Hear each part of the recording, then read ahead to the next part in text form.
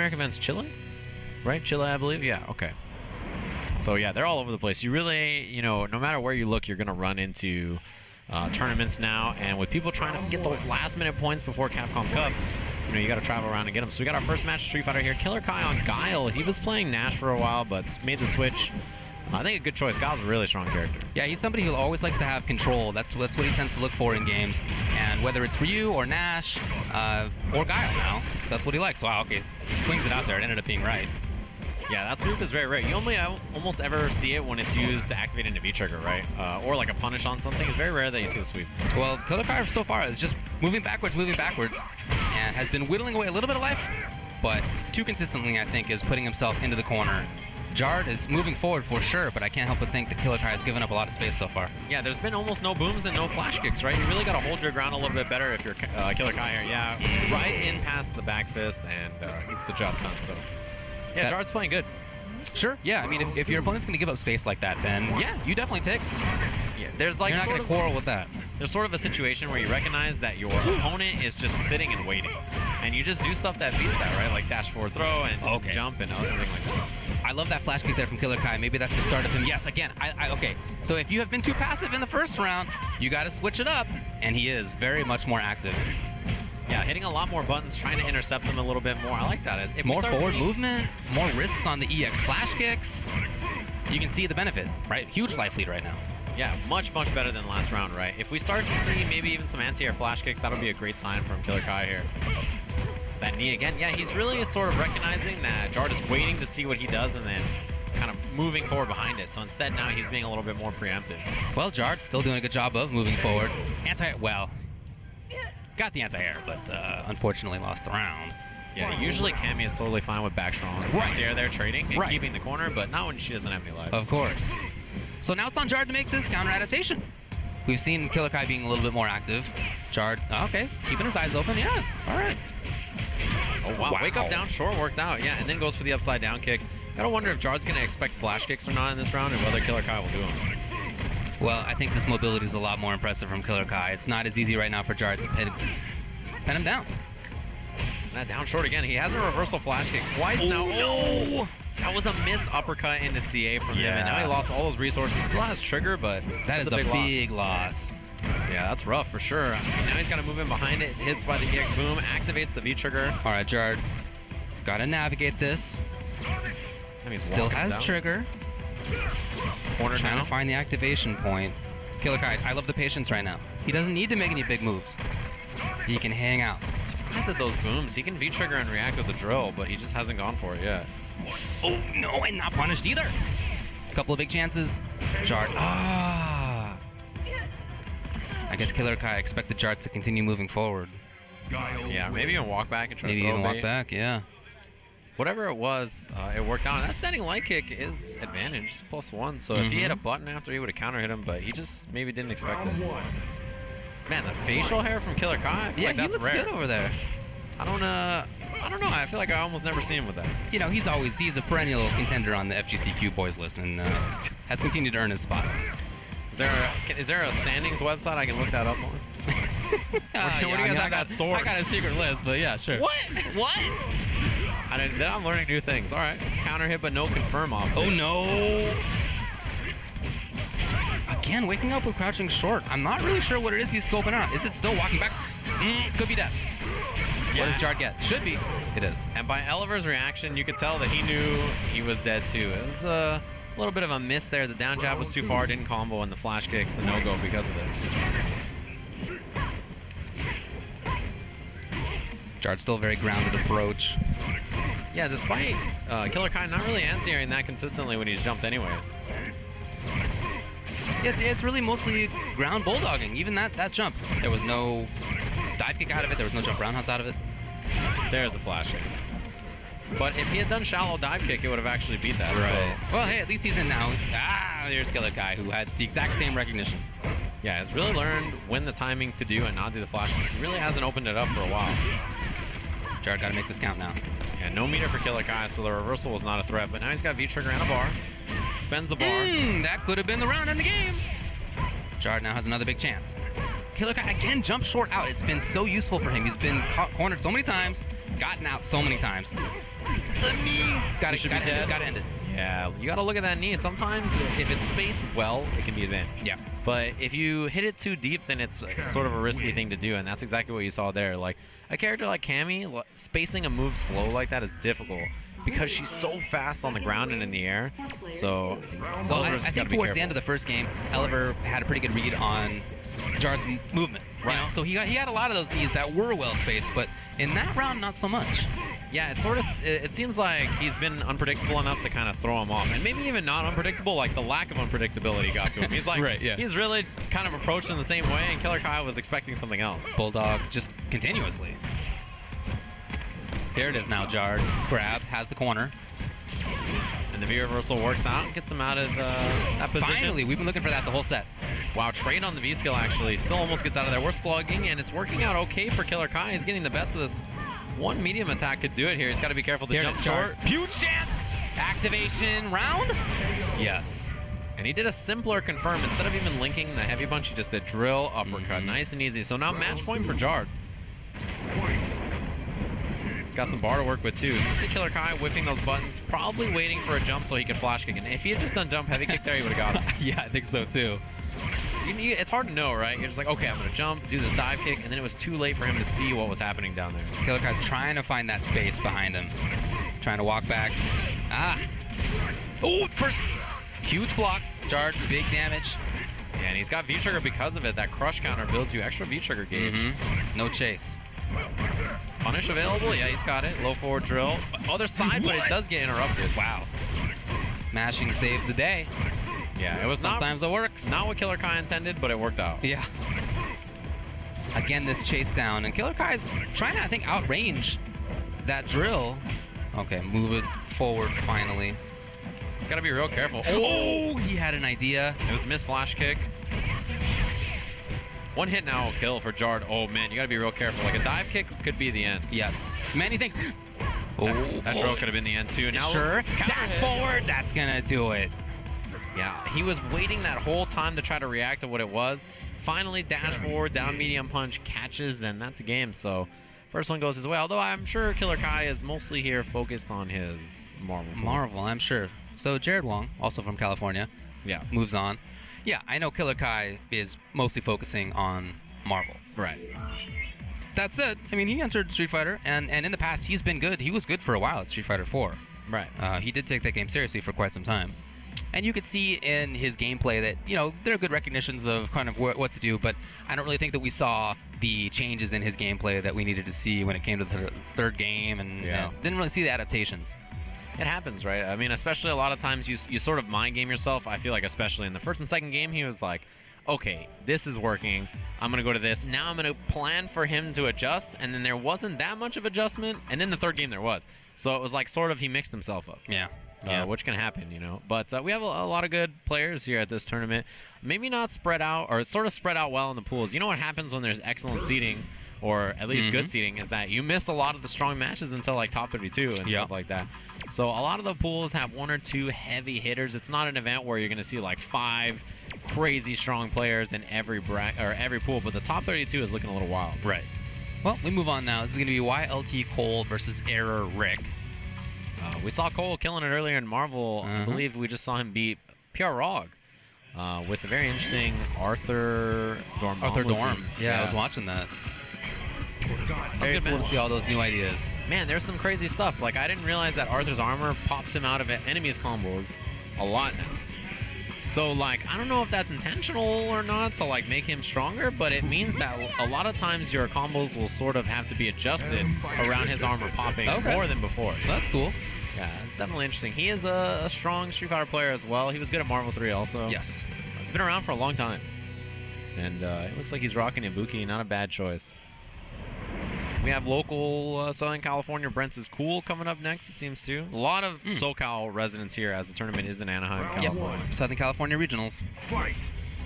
So YLT Cole going with Ibuki, Eric going with M.Bison. I like that color. It's just a nice classic color. Is that color I'm 1? talking about the red.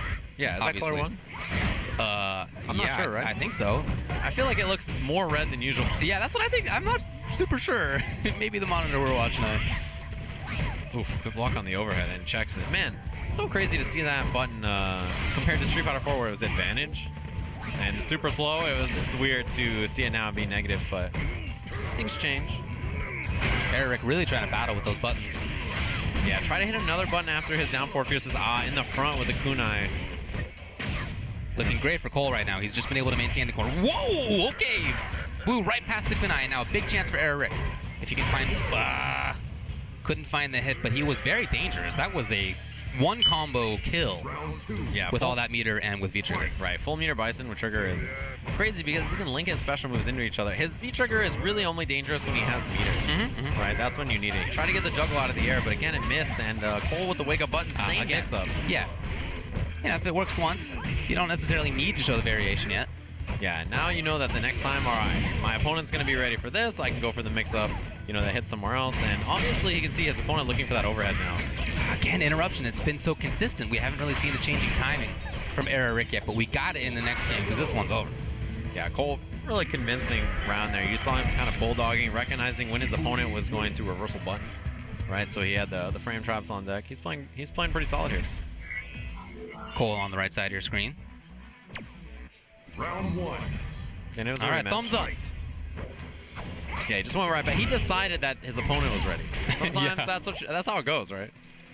It's his prerogative. A little bit of blocking out of Eric. Okay, very risky slide. Okay. I love that because it blew up the wake-up button for the first time. Hopefully for his sake, he can teach Wild T Cole to stop doing that. Maybe not. Yeah, reversal buttons again.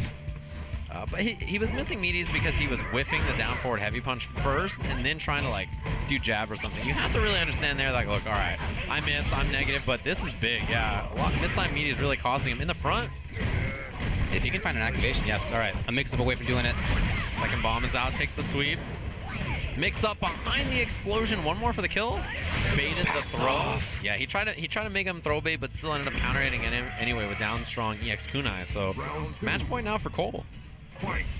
So I thought I was seeing the adaptation from Eric, and yet it hasn't seemed to matter that much. No, the drop. It seemed like he was a little too far to get the punish he was looking for anyway. All right, mix up. Stays in the front. Patience from Eric there. The slide, though, has been really a big go-to, and it's hit, but that is pretty risky as an approach. Takes that opportunity. That he sees the late rise, so he goes for the double kunai reload. Eric still pressing. All right, got the corner. He was just frames off from getting that stand roundhouse and the crush. Oh, that time it looked like he went for the other mix-up, right? He wanted to cross up, but didn't get it. Man, just sticks out the roundhouse. He's going to get a left right here. In the front again. Great this time block. He does block. I'm surprised that he went for the front, and I'm surprised Eric continued to block there. Oh, no, that stand roundhouse link, again, could have been huge. Instead, it's probably going to be the match. It is. Wild T Cole takes it. I got to tell you, I think Eric had some chances. Yeah, you have to see how consistent wake-up buttons are coming out. If you see jab every time, like you have to hit a heavy kick on his wake-up, right? Yeah. You just got to do it. Don't go for throws. Don't go for anything fancy. Just medium to death. And if you're not sure that you have enough frames to get roundhouse out, he didn't a couple of times. Right. You have stand strong. It's solid.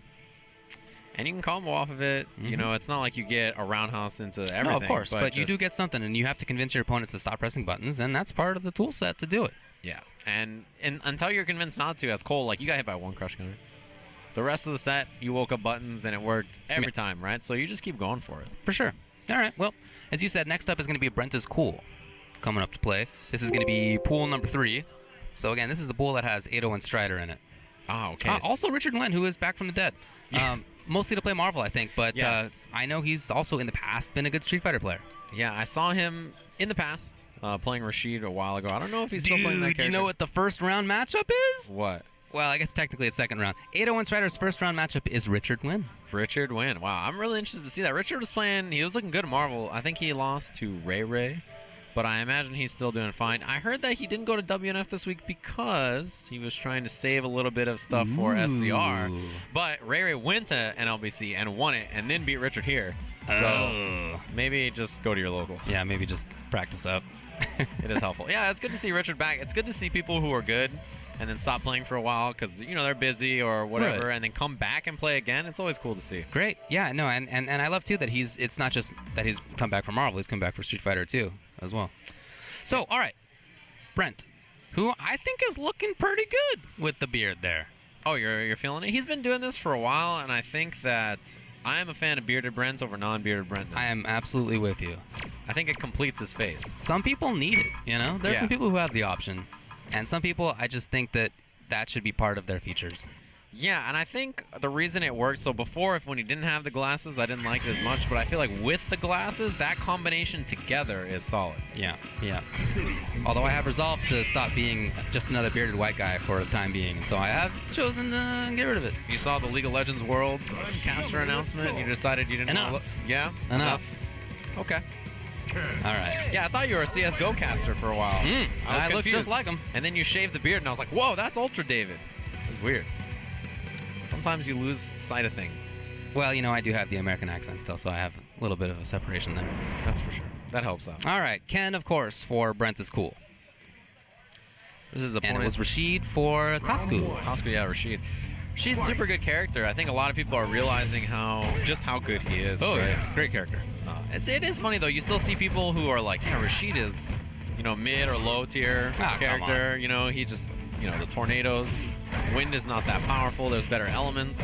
Whatever the reasoning is. I think that might be true. I mean, I think fire probably beats wind a lot of the time. But that said, Rashid versus Ken? Yeah, come on. Rashid. Yeah, he's doing fine. Rashid, very, very strong against Ken. Brent's going to have experience in this matchup, but it's still a tough match for sure. We see this all the time. He tried to dash up and block, but he could not quite get there. Yeah, walk would have been a better option. You see, really, that crouching fierce, very difficult to stop, right? As Ken... Ooh, perfect jump timing! Big damage available. He will save the bar. Who faked it out? Yes. And there's the cancel. That is one thing about Brent. Pretty solid usually about execution. I feel like he doesn't make too many errors. But yeah, he got the job there. That fake step kick into the low. That's new this season, actually. He used to have to do crouching short standing jab. But now he gets crouching short standing leg kick, which is a further and a little bit more consistent low confirm. Standing jab anti-air. He didn't get the uppercut. Tasku looks a little bit frozen over there on the right side. Oh, okay. He was just waiting, and he had the right call. Yeah, in this matchup as Rashid, I don't think you want to sit and wait. I think because he's that good on the ground, you got to get in there and make it happen. Oh, what a lovely jump. Perfectly timed. The pressure continues. Wow, that is gutsy stuff. Yeah, he's done that a few times, and I think you got to recognize it if you're Tasku. Wake up buttons again. That's standing like it 3 frames. Brent's still patient there. Perfectly timed on that. I love these counter poke. I love the timings. Both counter poke and run have been awesome. Yeah, he was like a clean whip punish from Brent and a counter hit confirm. I think he got him. Yeah, it was a down medium punch. Yeah. The round. So all that meter gone. I think if you're Brent, that's not the end of the world, right? Because he no longer has EX Tornado pressure. He doesn't have EX Eagle Spike to escape the corner. Right. He's lost a lot of his pressure tools in neutral. So Brent, he's probably not the end of the world about that. Other side, yep. Yeah, so far Brent's looking good right now. Pressure, no meter for Tasku. Wow, Thunder Kick from so far away. Yeah, you can't combo off of it from that range. Ooh, fake the step kick. He was too far. Does he hit? Not quite. So Tasku, moving forward. Wow, I can't believe that worked. Was that stand jab anti-air maybe? The orange is so close. Yeah, he had to be reversal to get rid of that stun. Wow, jump in? Oh, that should be it. It is. That was just a huge kind of like out of nowhere jump. He just sat there for a second, was like, yeah, jump. And it just worked out. He had a couple jumps in that game. There were not many, but the ones that did come, they were very consequential. He had a couple of big jump fierces. And so a round, a game for Brent. First one goes to him. You were right with his reaction to how the second round ended. Eating that super, not that big of a deal. That aside, in Brent's mind, he's done almost everything else right. Yeah, this is not an easy match, as we mentioned. Rashid's very, very much in control of the neutral. Like this space on the screen, he's very comfortable in. Ken really has to make the right calls a lot. Rashid just has great movement, great buttons, great counter pokes. Interesting, tricky pressure. He has an escape special. Yeah, some of the best escapes in the game, honestly. Yeah. He's very hard to pin down. Tasku moves forward just a little bit. And you see Brent faking those fireballs, trying to beat that V-skill or jump. But that allowed Tasku to... Wow, okay. Tasku again drops it there. That's happened a few times. Brenttiscool capitalizing. For that pressure. And Brent, when he gets knockdowns, he's going for thunder kick setups a lot, the overhead low. Instead of just taking that guaranteed meaty, right? That's sort of his style, though, I think, to take risks like that on offense. Wow, raw Eagle Spike catches him. Oh, it was a little early. Yeah, and A the little EX bit. Tatsu, I feel like that was buffered, and it just maybe the normal he tried didn't come out. I don't know. Yeah, kind of a funky idea to bring out right there. It worked. Oh, Brent, very buttonsy, very movement heavy all of a sudden. He had been more patient before. Tasku's still just hanging out. Yeah, I wonder if it's just because he feels this lead. He feels that he might be able to close out the set. Fake step kick again. This has got to be a big. Oh man, it ended immediately. Another chance. Tasku's got to make this count. Brent with a big back medium punch counter poke. Not as fast as it used to be, but still useful in a lot of scenarios. V reversal to get rid of the tornado, and Brent's with a pretty sizable lead here. Oh, gotta kill him. No! That could have been big damage. It could have been corner carry. Yeah, that Lot accidental left on the uppercut from Brent. He didn't know what side he was on. The uppercut, CA confirm, and that'll do it. Brent moves on 2-0, but when he got that uppercut, it's because he dashed forward and he thought he was on the other side. So he went to down back, or what he thought was down back, and tried to hit down medium punch, and it was down forward medium punch, which is uppercut, right? Well, that was a mistake. I mean, that's unfortunate, and it's a mistake too that it was not punished. Yeah. Right. So if you're Tasku, you kind of walk away thinking I had a bigger chance, but it needed to have been more than that. It wasn't just the lack of punishment on the Dragon Punch. I really felt like the way that Brent was playing, I mean, props more to Brent, I would say. I loved his counter poke game. I loved his counter movement game, the running in all of a sudden, the jumping in after not doing it for quite a while all of a sudden, in ways that really paid off. I thought all that looked really good.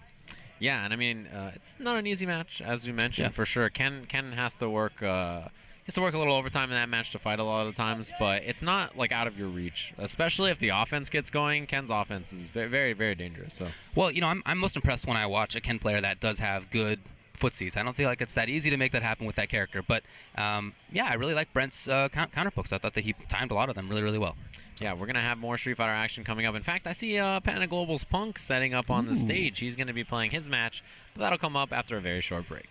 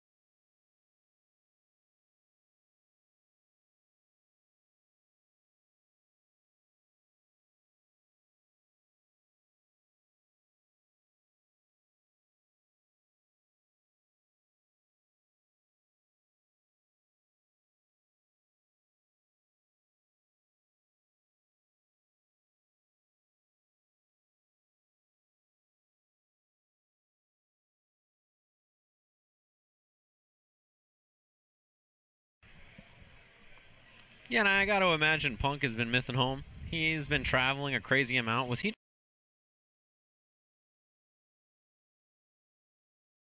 just in Canada for the Canada event? No, right? I don't think so.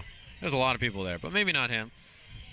He has been traveling all over the world. There was like 10 weekends where Punk and I saw each other at every single turn.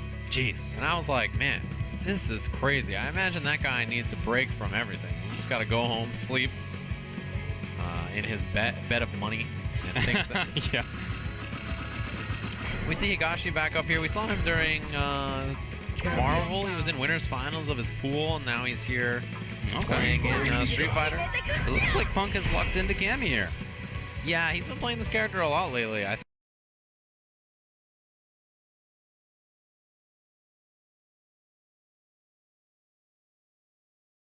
think he's a guy who just has a bunch of different characters up his sleeve.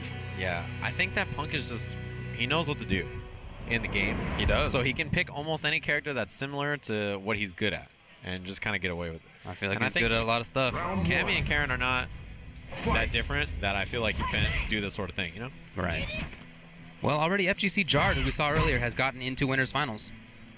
This is his first round for Punk. He's got a couple more to win before he gets there. If he gets there, we'll see. Well, he has lost in pools. He lost in pools at Brooklyn Beatdown. Oh, you're talking about Punk? Punk. Yeah, he got sent to losers. Vieros out of the corner immediately. Yeah, it's not looking good, so good but corner positioning is important. Now he's got the throw. Interrupted. You know, Punk's gonna remember that. Keeping his eye on the anti-air too. That was like first time he got tested. It was great. Building up. Yeah, one of Cammy's strengths for sure, right? Stacking that gray with her medium normals.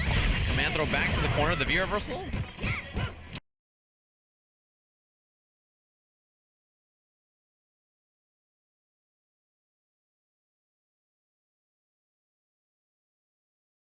Okay, Higashi has a big chance here.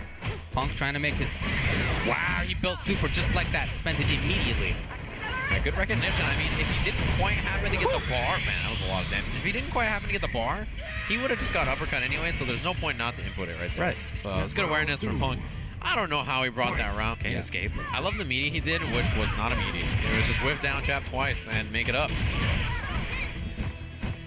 Punk just controlling this round, chase to both sides. So far, here's a big loss. Into the corner. Mix-up's got to be good.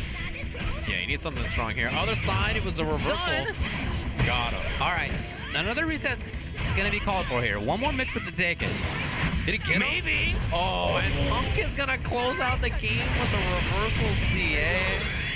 It was other side again. Punk made a good read on it. Man, he looks so pleased with himself. Is that what that is? Or is it embarrassment?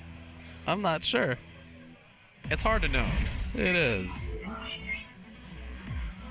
I've only ever seen him with like 2 or 3 different facial expressions, and I think he uses them to express all his range of emotions, so I'm never quite sure. Yeah, he gets the job done with like 4. He gets by on life with 4 facial expressions. Yeah, that's how impressive. it seems, yeah.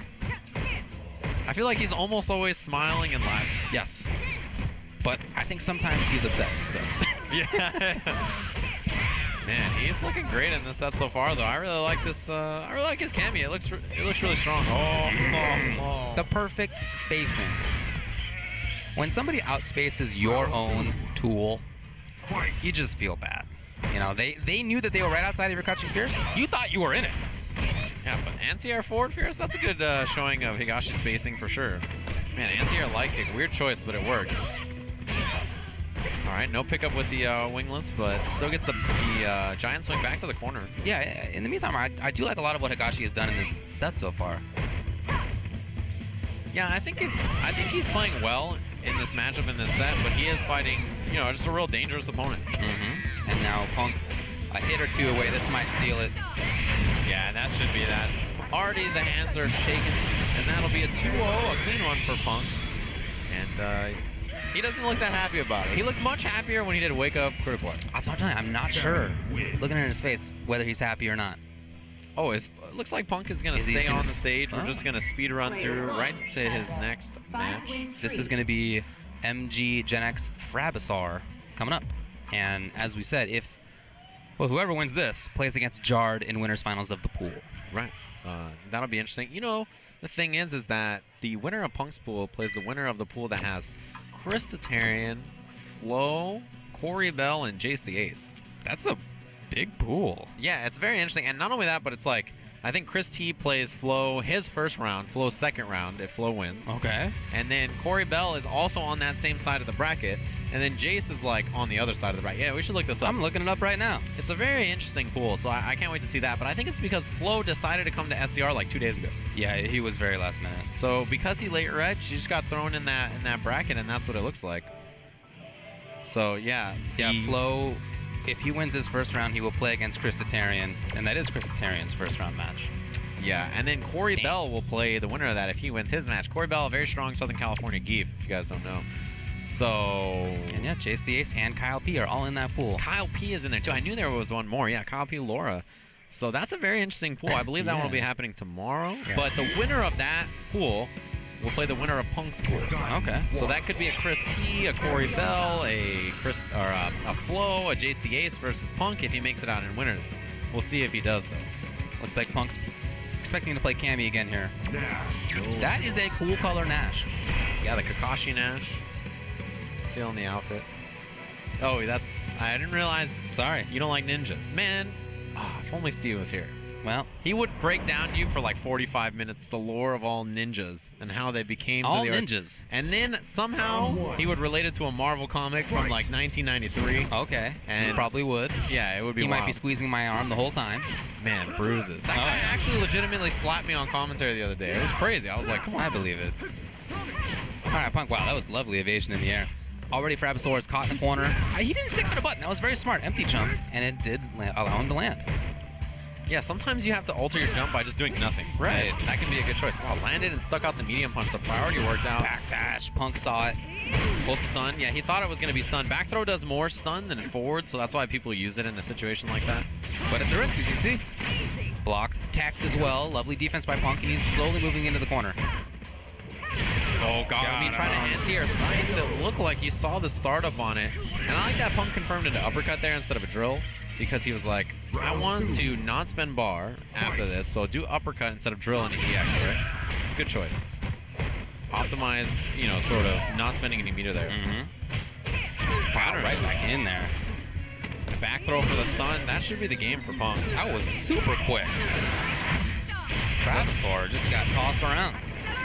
It's tough too, and you know what's crazy is when you watch a player like Punk play somebody like Frabisaur, it's very clear, and just like his last opponent, right? Higashi and Frabisaur, it's very clear that both of them are good players. It just shows you how good Punk is and how much, you know, at what level he is compared to a lot of players, right? Yeah. Because you saw, like, Frabisaur was like, all right, he's going to dive kick me there. I'm going to EX this. I'm looking for that. I got mix-ups here. Higashi, right? We saw all the stuff that he was doing. And Punk just makes it look so easy to play against a player that's clearly good. Yeah. Backdash on the corner to get away from the throw. He was right. Yeah, happened again. This time not punished by Punk. Interrupted. We're going to have to see more of that kind of thing from Frabisaur. But unfortunately for him, he's been just outside of a lot of combo ranges. Escaped. No anti-airs. Dive kick in the front. Punk looking for that pressure. Wow, almost outspaced the moonsault and got a punish on it. Jab interrupt on the dash. Yeah, I like this a lot more here from Frabisaur. That said, super is built. Yes. No. Okay, well. Didn't even spend it. Just got the throw bait instead, and Punk saves his meter. That's confidence. Round 2. I thought in that round Frabisaur was doing some good stuff. He was starting to interrupt more. He was starting to move a little bit better. I love that. Not really into anything, but I love the idea of walk up down fierce. Yeah, I thought it looked like he tried counter hit down fierce into standing fierce, and he just got forward on accident. I think you're right. Yeah. It's counter hit only combo. Takes the back throw. The dive kick was a little high on him, so not his advantage. Ooh, a little too far. He just walked into it. It's like it's the first week of the game again. Right. Yeah. It might cross up. Nope. Throw back into the corner. Punk now very dangerous. Couple more hits away. Not super yet, I imagine. Next one, though. Yeah, he's getting to that point where one hit super will kill, and he's stunned. Doesn't matter that much. He's going to seal the deal anyway. And there it is. Punk closes it out. 2-0. 2 quick games for him. I mean, it's very impressive. He looks like he's playing strong. At Brooklyn Beatdown, he did get 7th place, but it kind of seemed like he was playing a little out of it on that Sunday, and man, Momochi busted him up. Yeah, that's in that true. set of Brooklyn Beatdown. That's true. It's very rare, too, because I feel like Punk's record against Momochi was super good. I think almost everybody. Yeah. But he lost to JB in pools. JB, yeah. Really good player in his own right. But that doesn't happen very often for Punk. No. Right. And I feel like even when he goes to losers, he's still super powerful. I mean, in the top 8 even still. Yeah, that's true. He lost in pools and then made it to top 8 losers. Speaking of JB, he's here this weekend. He was at Wednesday Night Fights this week. He got second place to Chrisitarian.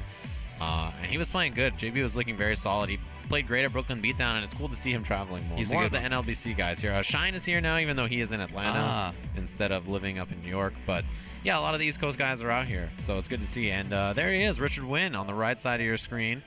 He'll be playing up against 801 Strider. Again, this is Strider's first round matchup. Richardnguyen beat Necalli in first round for him. Man. So same pool as Brenttiscool. Yeah, same. Are they on the same side? Opposite They're side, not. right? Yeah. Okay. Interesting. You know, it's this guy Richardnguyen, as you said, back from the dead. I haven't seen him since Street Fighter V dropped. He was playing the first few months. He was playing Rashid. Yeah. Before that, it was maybe 2 or 3 years ago playing Marvel, right? It's been a while since he's been out here competing, and he's sort of jumped back. And both of these guys are right. I feel like 801 Strider, he used to come out and compete way back in the day. These guys must be familiar with each other. Sure. I'm sure. Oh, yeah. But I feel like they're very different in how they learn games. Yes. 801 Strider grinds a lot. He puts a lot of time into things. He really works hard, and obviously the results are there. You know, he's been doing very well lately. But for Richardnguyen, I feel like Richard just kind of sits down and invents things immediately. Yes. And he puts them into practice, into actual gameplay almost immediately. Yeah. Like whereas other people will have to work on it a lot. He just it's there. But oftentimes for Richard, we don't see him stick around long enough to like really reach the top of things. So I don't know what the ceiling is for him because I'm not sure I've ever seen it. Yeah, and I feel Menat like is what he comes with now. I think this is the perfect kind of character for a tech-loving player like him. 100%. And he is excellent at execution, so stuff like this won't be an issue for him. I mean, he was the first person that showed that Rashid could do like EX Mixer through a tornado and then come down with a button and like all these crazy Rashid stuff that he was really looking for a while. And here's the jump right away. And yeah, this character Menat, you know, new character to the game if you guys aren't unfamiliar. She has that orb which she can summon and resummon to gain advantage. Yeah, you can see right there. And Richard's already showing that he's got some stuff. I love the space control aspect of this character. That said, if she gets rushed down, and especially when she doesn't have V-Trigger, she's really in a tough spot. And against Laura, that's going to suck, especially... Ooh. Okay. Back thrown out. Will there be activation on this? There is. Got to expect the slide. Yep. And the projectile after, still looking for pressure, goes low again. There's a the lot of safety. There's a lot of frame traps in there. The and he combos off it and the super to seal it. That the drill, the Dalsum drill from the air is slow in the way that Dalsum's drill is, right? And so you don't think, oh, that's going to be a full combo into super, but then there's the orb. Yeah, it was actually not even a combo, it chipped. Because he missed his button into it. All right. And that's, but it still worked Supposed out. to have been super cancel. Yeah, it should have been like down medium punch, V-skill super, or down medium punch super, whatever it was, right? Yeah. But yeah, that's the thing about that drill is that you can use your kick orbs, or punch orbs, light punch and like kick, to come down out of the air with them. It's super good. Here comes Strider now. This is where this character really struggles, right? Dealing with offense like this. Oh man, her V reversal is very slow. It's quite punishable when she lands, but he found the perfect timing to bring it out. Yeah. When your opponent has committed with something that will keep them still, then you can escape with V reversal. You found that moment. I think it is fair to call her V reversal bad. Yes. Definitely not strong, but she wants her V trigger anyway. Right. Yeah. And for a character that has as much screen control as she does, and as much shenanigans as she does, she should have a weakness. And that is her defense, right? Which you can already see. Here's a chance now for He's got V trigger as well, and that's why you see 801 Strider block and then V reversal, right? He doesn't want to deal with one mix up, any button really, anything. The grab finally comes. I thought he was going to release the bat, but he did not. Maybe he doesn't know how to do it. I'm sure he does. You know, when you have V trigger and you're in block stun, you can just press all of the buttons and hold them down, and then slowly let them go. And if you're not in block stun anymore, you will release an orb without otherwise committing at all. Yeah, which is, as you said, not committing. It's very low risk and very high reward. You get to combo off of blocking, basically. Shooting out that heavy orb, you can see the angle it goes. I like how Strider's playing this, though. He's not over-committing. You know, he's not rushing in too hard. Mostly playing from that mid-range where she can throw fireballs until he gets into the range he wants to be, which is where he's at now. Almost with trigger. Yeah, he's very, very close. You know, this command throw will build in V-trigger. If he can guess right on a scenario. Super's on deck as well for Strider for both. No anti-air. Where's Richard? Activation, that was probably the intention. And the low closes it out. Yeah, that's the problem, right? Is that 801 Strider has seen both times he's activated V-Trigger, he's done a medium punch. Right. So he's like, okay, he's going to hit standing medium punch to activate this V-Trigger. So just jump at him. You know he's going to try to hit that button, right? It's very similar to, you know, when you fight against a Dalsum or a Chun, you know they want to slide trigger. Yes. You can bait those things if you know that that's the activation they want. I think Dalsum is an excellent analogy. She has buttons that take up as much time as a Dalsum button. You know, you're busy for a while when you have orb buttons out there. You can't block immediately. Or you can't anti-air immediately for sure. You're committed. And that's what happens. You see the Fireball clash there. When her Fireball clashes, it just goes right back to her, so she can't resummon it. It confirms the forward fear, so you can see if that's going to land or not. Caught him out of the air. That's the round. Built a lot of bar, too, with the double elbow into the command throw. Looking rough for Richardnguyen. Has not really been able to control screen, mix up outside of that first round. That's what the character's about. Screen control and mixing up close. She does not want to be on defense. Trying to reflect the fireball, but he gets comboed for his trouble. And all this is because of that. Continually, you know, that one mistake at the start. That jump back saved his life. Ooh, fireball's coming back. He had to respect it. It will hit on the way back. Will there be an activation point? Still looking for strong as the activation finally does it. And there's the V reversal right away again. Air to air, shoots the heavy. They were there, they were coming. Missed his combo off of it. He has 2 more orbs available. One of them goes. All right, resummon, and there's still CA on deck for Richardnguyen as well. Oh, the drill. No, does not have enough advantage after that. Got to escape. He does. He jumps out of there. Oh, super, is that gonna hit? No, not dead yet. Still not. Still somehow surviving, throws the orb. Where's the resummon? Oh! So it's a scramble. It's a scramble. The orb is there. Strider does not want to get involved with it. Backing off. Yeah, using those V-trigger bolts to get in. Oh, standing medium punch. He's actually pretty close to closing this. Oh, yes. This Strider trying to set things up from fall. I love that Richard just keeps the orb out. Whenever Strider goes beyond it, he's got to worry. When's it coming back? Resummons it. Oh, a little too far. Yeah, you got to know the jump is. Oh, he baited him. Not punished. Double KO is going to mean the end. Strider wins. That's like the most Richardnguyen ending I could possibly think of for this guy. He does something so sick, baits the EX elbow, and then just can't punish. Always for Richard, one of the problems has been inability to close it out. Oh, yeah. Right. Some of the most famous comebacks that I can think of have been on Richardnguyen. 2 of them that I can think of. Yeah. In particular, Justin Wong coming back from with, Evo. At Evo, yeah. Yeah. That was one of the famous ones, right? That was brutal. That was like first game of their set too, I think. It was like Richard was killing it. He was looking great against. He was beating up Justin Wong at Marvel at Evo, and then yeah, it happened. Always been a problem for him. That was a free punish on the EX elbow, and it did not take it. You always want to believe in that guy. Yeah. I was talking really about him earlier, actually. Me and Ringe were talking about him on Marvel commentary, and I said he always burns so brightly and then burns out. Yes. He always has such sick moments. He's a quick candle. Yeah, and then you're like, oh my gosh, Richardnguyen might be the best player in that. And then before you could finish that, you're like, well, he didn't punish EX elbow. A stand short. Whatever. Right? Anything. Yeah. But it was nothing. And he knows it. That's the thing. Richard will definitely tell you himself. But there he is on the screen. You can see him, Mr. Puerto Rican Balrog. He lost in Marvel earlier to Cole. We were talking about that match. It was very interesting, that Arthur Dorm team that we saw from him. Boy, I was riding down here with, among other people, unknown Jahi. And that man could not stop talking about how he thinks Ghost Rider is a pile of butts. Really? Yes. I saw a lot of people say the reverse. Yeah, that's what I've seen too. I don't really know much either way myself, but he said every time he's seen somebody play the character, they lose. And when PR Balrog came on, he was so happy to see somebody, he hoped, finally win with the character. And he did not. And Jahi was as loud as can be about it. Yeah.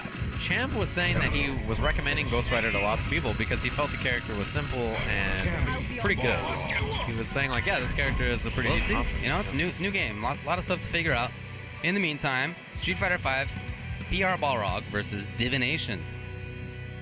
Yeah, Balrog versus Cammy. I know this is a weird matchup. I think Cammy players dislike the matchup, and I think Balrog players dislike the matchup for different reasons, right? In the sense that Balrog generally kind of gets mauled by Cammy in almost all areas, but the damage output and comeback factor is just so massive for the character that it's a very unstable feeling as Cammy. Sure.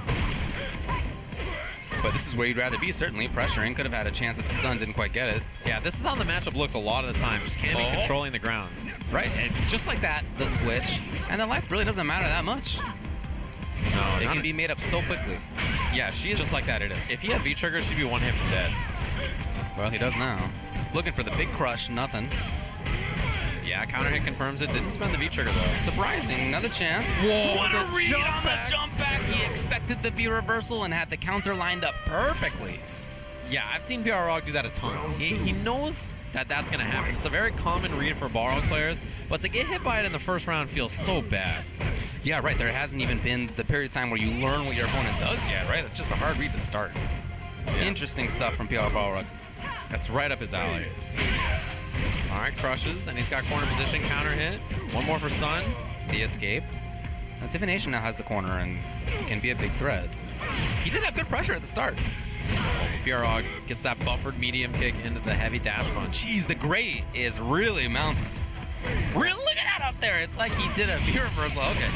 Finally, Divination a chance. Other side, good block.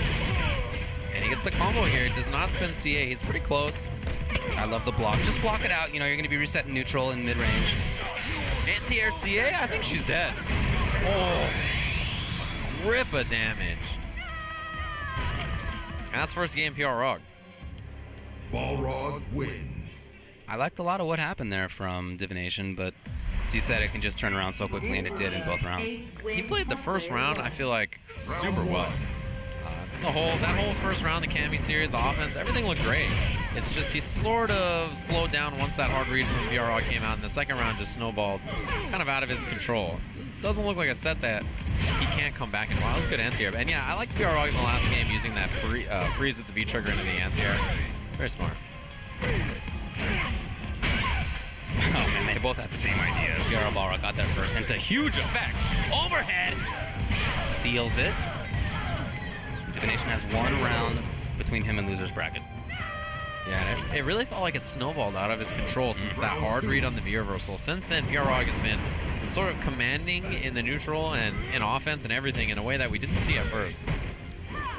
I like that standing medium kick from sort of mid-screen to check her buttons, right? It's just to beat her at normals. It's not going to hit her unless she does something first. Boy, that's such a tricky technique. Again. Oh, smacked her out of the V-reversal. Bad news now for Divination. Stock on everything. Oh, here's a big chance. Didn't spend CA. Ooh, too far for the combo. Balrog got hit out of the air. This is his activation. There was no V-reversal, didn't have to look for it. Oh, huge jump in, and that'll do it. Balrog 2-0 moves on in that winner's bracket. Over Lushif from the Bond movie. All right. He looks just like that. It's looking familiar. What's your favorite Bond film? Or if that's too hard, Yeah. maybe do you like Daniel Craig Bond? Sure. You do? He's not your favorite Bond, I'm guessing. No, but I think he's good. Yeah. Okay. Do you? Yeah, I think he's a good Bond. He's not the Bond of my era. You know, just me and no, he's definitely the Bond. Yeah, he's definitely the Bond he of is your Bond era. of my era. But I've seen the old Bond movies. Me too. Not all the Bonds have been in my era. Some of them were before. Yeah, it's actually crazy. I didn't even think about that. Yeah, But the Bonds are older Bond than movies me. are super, super old movie. Dang, that's crazy to think about. Well, coming up in a little bit, we're going to have XSK Samurai versus Chris Nguyen. But first, we're going to take a break. We'll be back very shortly.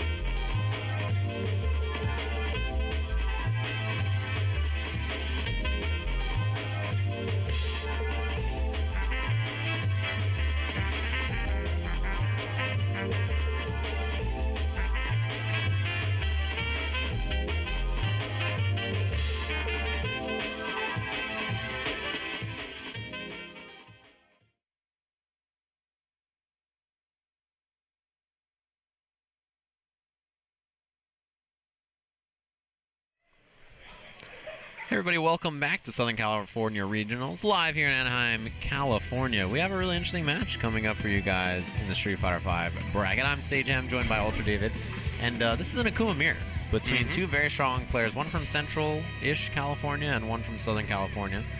Guy on the right side of your screen, XSK Samurai, very high on CBT points in this season. Yeah, he's been done killing a great it. job. And Chris Nguyen, who is a Southern California local. You see him play all the time at Wednesday Night Fights. He used to be a young player in Street Fighter 4 and is an Akuma main now in Street Fighter 5. So I'm really interested to see these two throw down. Do you know what the CPT point situation for Samurai is? I believe he's ranked 28th. Yeah, that's not bad. No, that's He needs some points. Well, yeah, but he's in a good spot. Yeah, 28's not bad. I know a lot of players are sort of on that cusp. So here we go. This is a very interesting match. This character very commanding in the neutral generally. Yeah, great walk speed. He's got a couple of good buttons. Oh, try to confirm it, which is possible, but not quite there that time. Wow, they are scared right there. You can see both of them walking up and ducking and crouch blocking in that down medium kick range. Yeah, both of them, I think, are very similar in their playstyles in a lot of ways. Both very technical, very strong. They study the game a lot. Wow, all right. Forward Fierce in neutral situation. He had seen so much blocking. I love the idea. And that should allow him to close out the round. Yeah, we'll see if he even spends the ball. He does. Yes. Yeah, you have to decide whether you want to spend that EX Red Fireball or not. It does a lot of damage. Oh, yeah, it's taking off Grey Life. Round 2. Fight.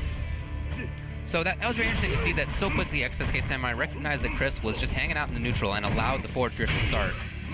Got to see some changes here from Chris. Big damage. Setup potential? No, not much. But he does force him all the way to the corner already. We'll see what Samurai has to escape. Just a standing medium kick buffer. And that late cancel, you can see whether it connects or not. And there's a hit confirm on that too. He's been very aware. Playing Akuma is tough work. It's a lot of sort of awareness you need to land this kind of stuff. Oh, interesting. He did get the full juggle on the uppercut. Kind of a funky height that hit at. Oh, air Is he going to fireball? knock him out of the air? Yes. Kind of funky spot there too. Chris walked under. Nothing else. He just thought, I think he was going to have to block. That was crazy. He got right under there somehow. Triggers are both gone. Walked Here's under. a big chance. Super. He does spend it. Chris is going to take the round. And you know, Samurai does not have a lot of meter himself, so losing all those resources, okay for Chris in this scenario, right? You're going into this not too far behind in terms of firepower. Okay, more mobility. Chris pressing, moving forward. There's that the low confirm. medium kick. Yes, very nice. As you said, it's not easy to do.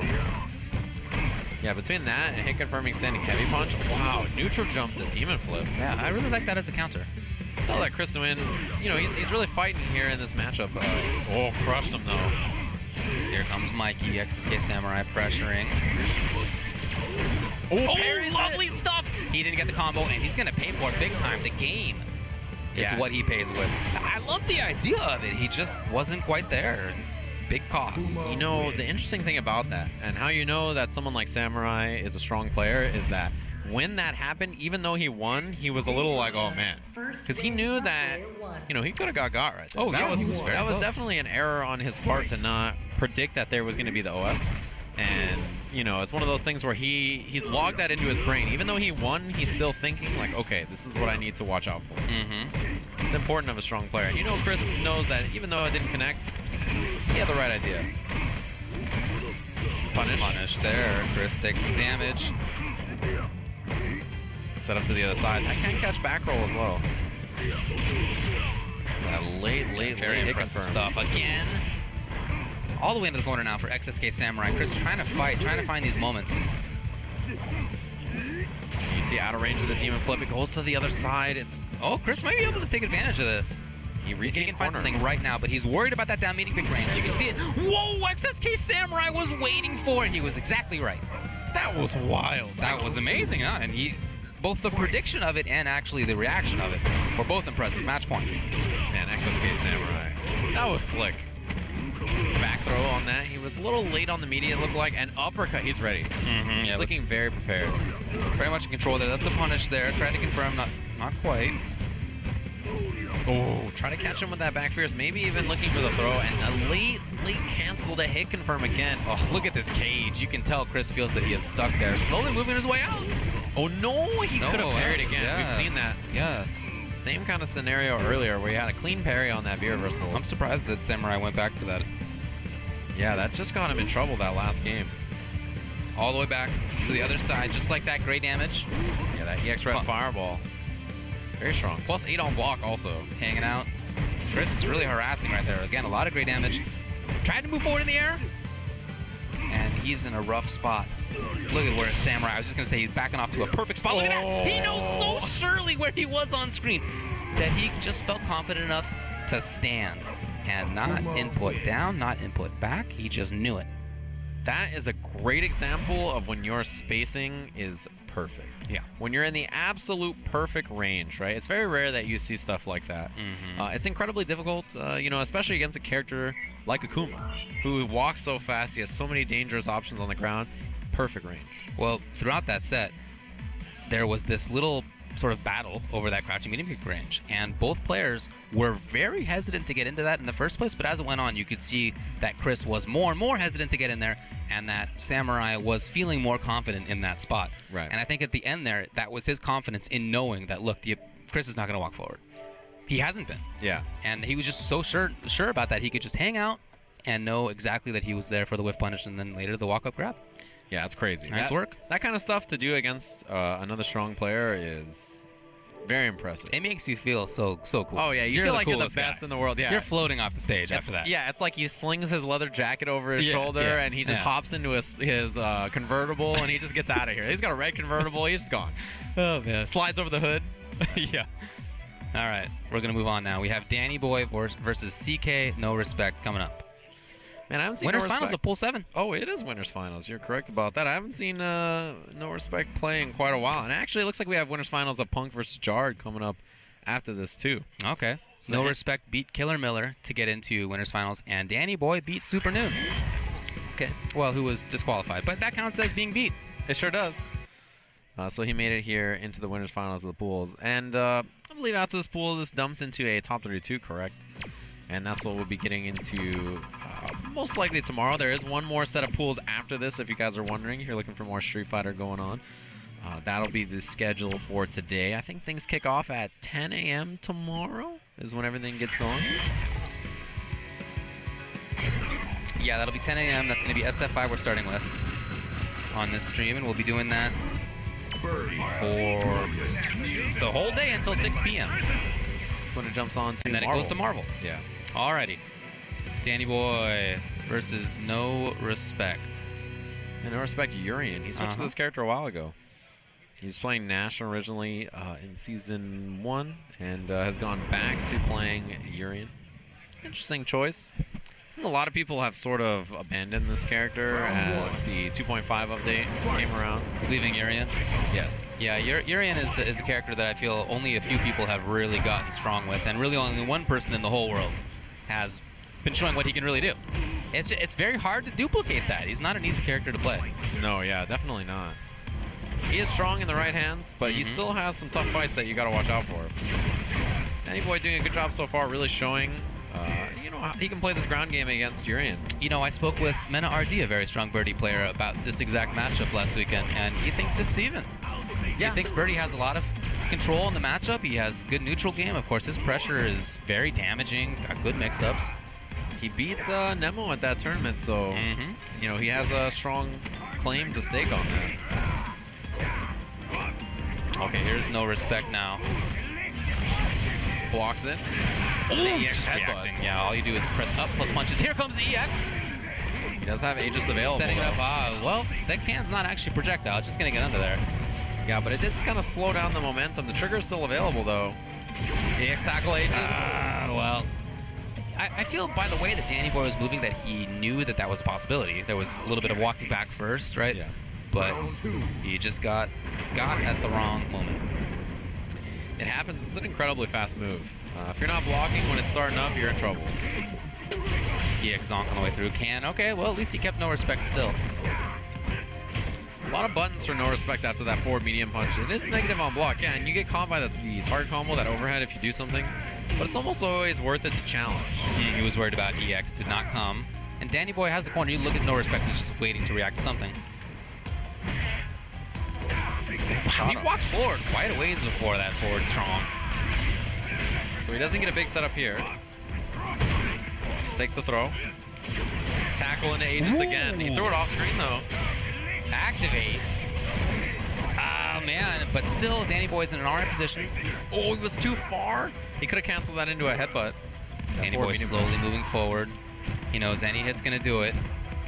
Like him doing those down jabs. There Yeah. it is.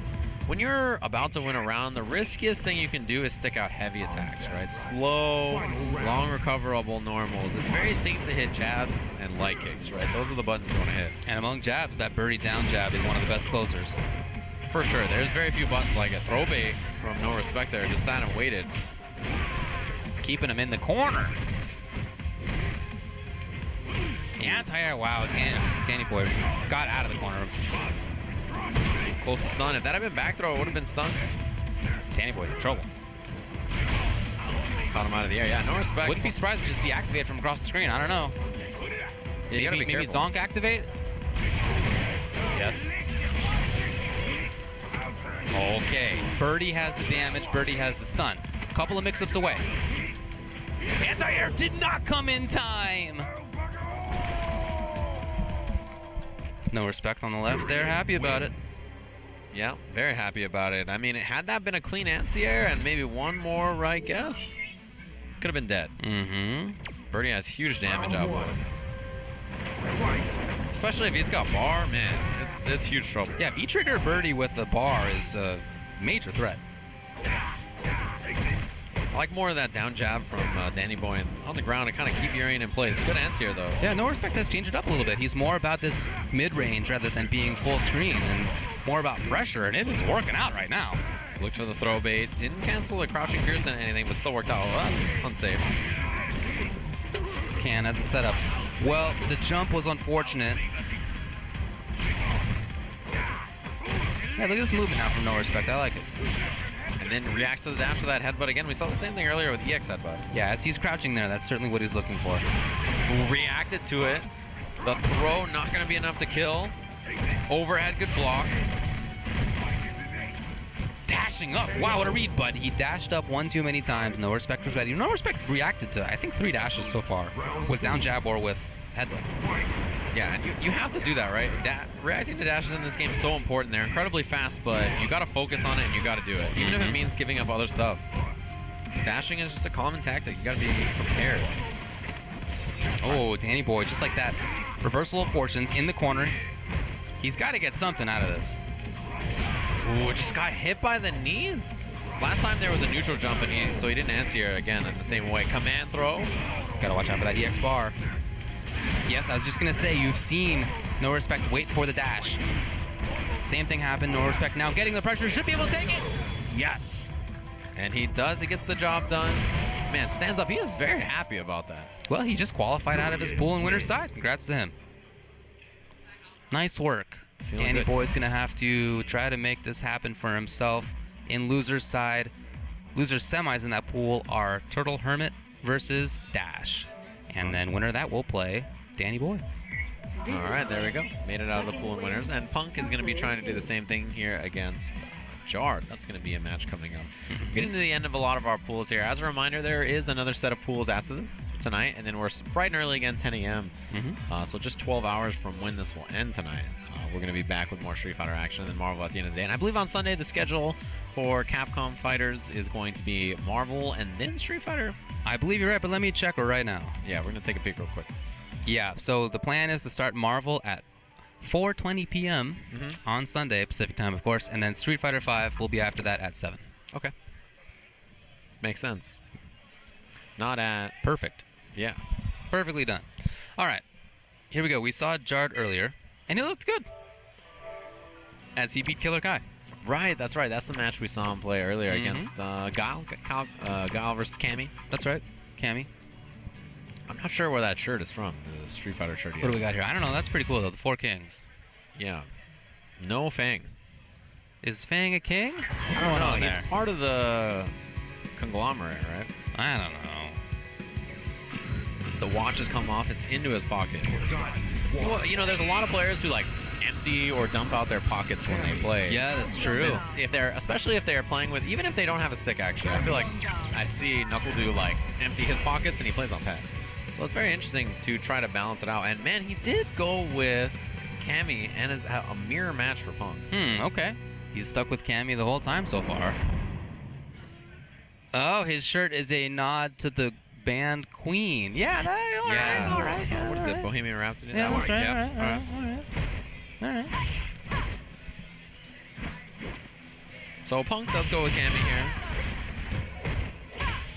Currently, though, I like Jard a lot. Pressuring here. And Veer Punk reversal from takes the Punk. chance.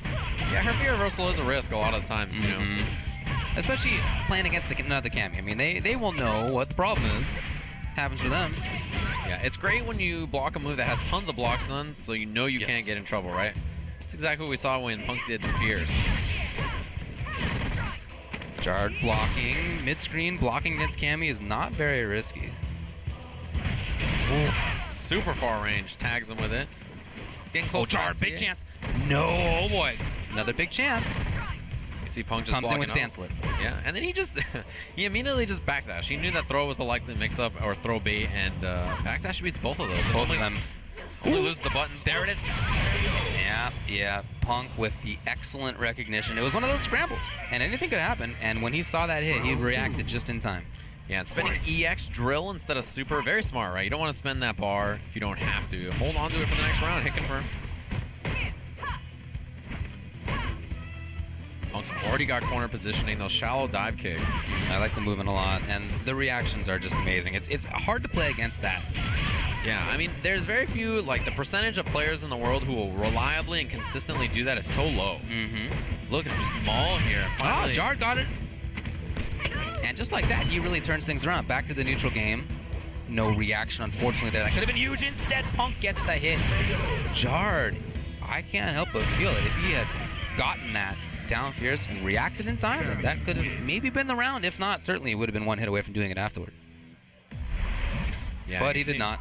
You see in that kind of situation, right? Like when Jard gets it, didn't capitalize. When Punk hit it, he did, and that's often a lot of the times the difference, right?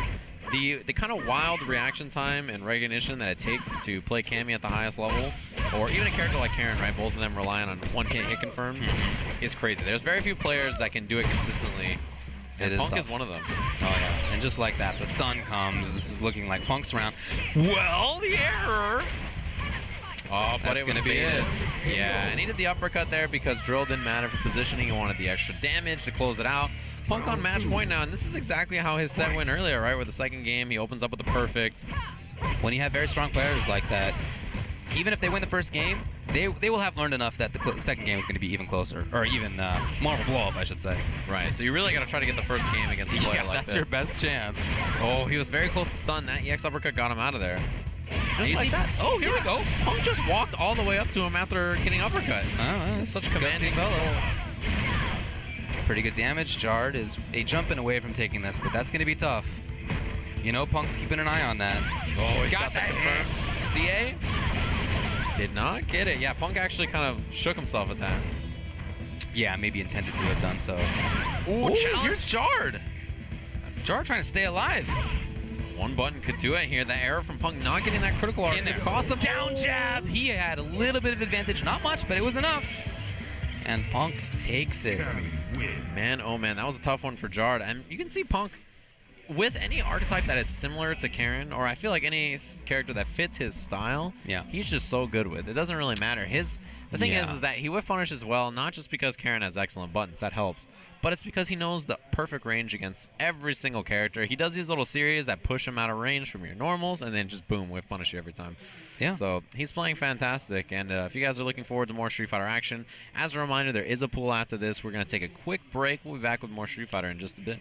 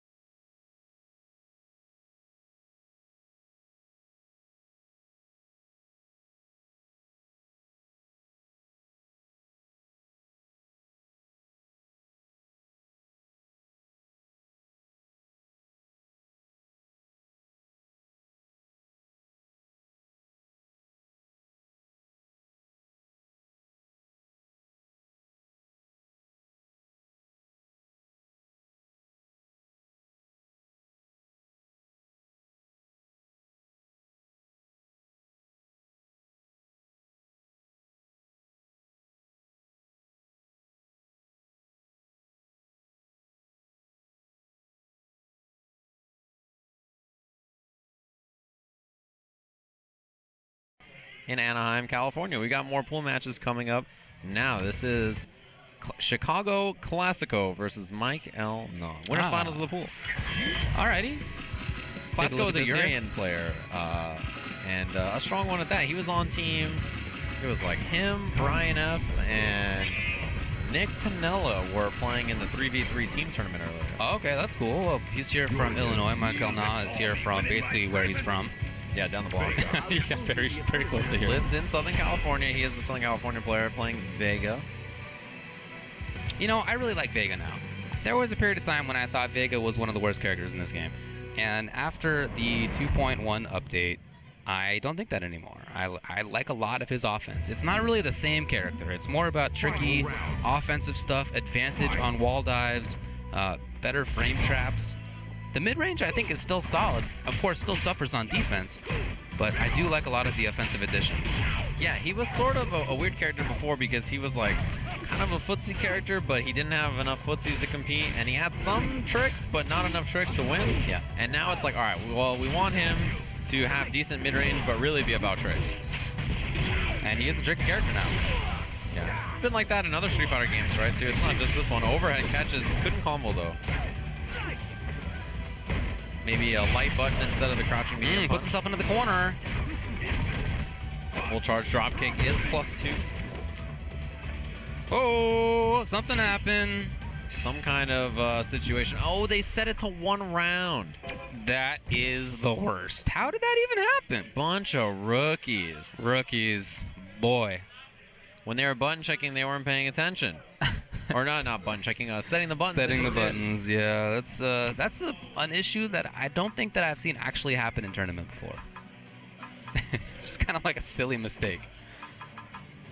They are addressing it now. Man, that's crazy. Well, unfortunate for Chicagoclassico, who had just gotten the corner and was making it pay off. He didn't have meter, but he was a threat. I mean, you know, once you get the corner, especially Vega, it cannot escape the corner. You know, his V reversal does not get him out of the corner. He doesn't have invincibility. He's stuck. Now he's got to give that up to Chicagoclassico.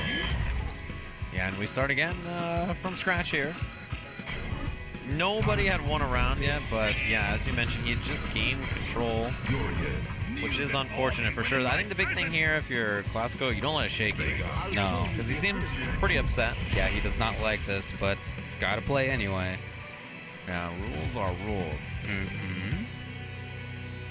I was surprised that Michael Na did the V-trigger that put him in the corner. I don't think that's something that's going to happen very often. We'll see if it does here. The restart. Everything is back to 0-0. Yeah, 2 round space. And he's no longer... Well, he's wearing more clothes now as Urien.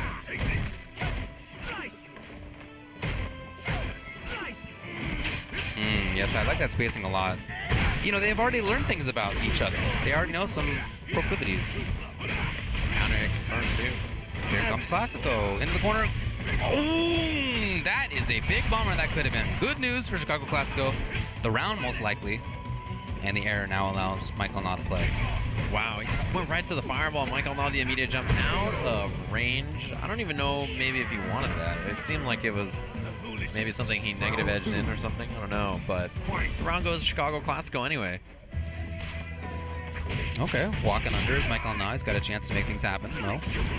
Very light. A lot of the bar has been spent on EX tackle so far.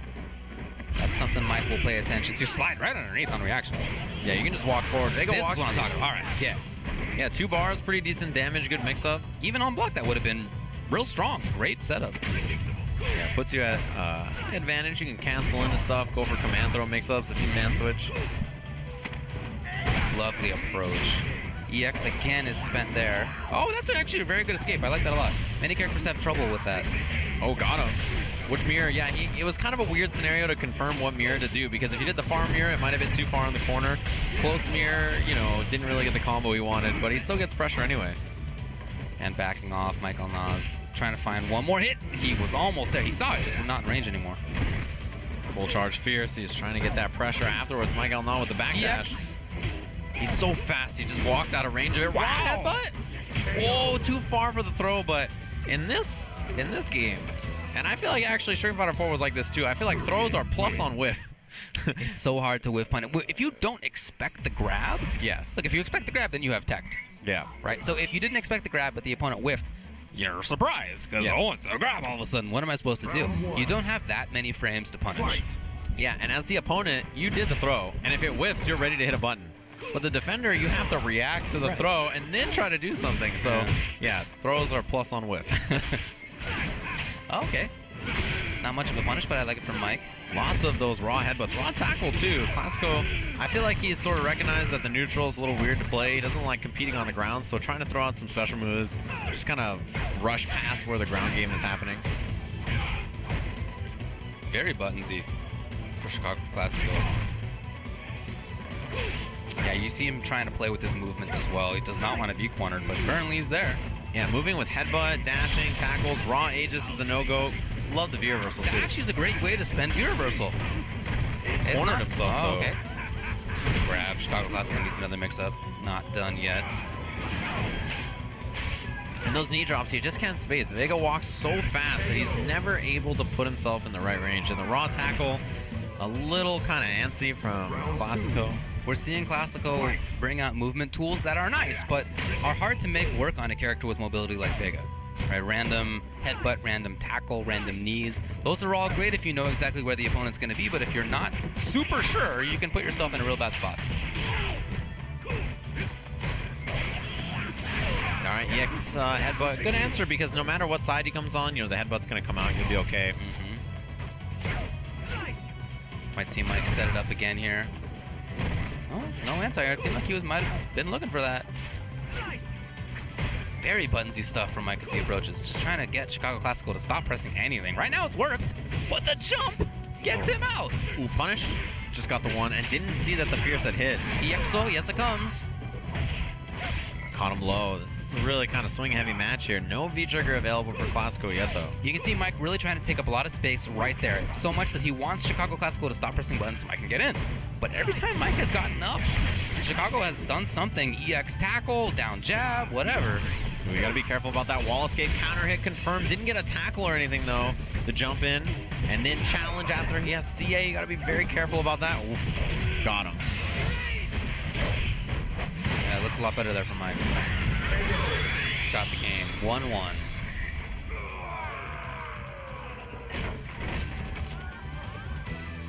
So let's see what changes from Chicagoclassico. I was not a big fan of some of the movement tools, and you know, although he has fought well when Michael Knock comes up very close, he's been taking up space like that very last second a couple of times.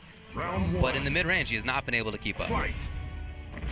Yeah, not that easy for Urien to do, I don't think. It's about finding the right spot to do it.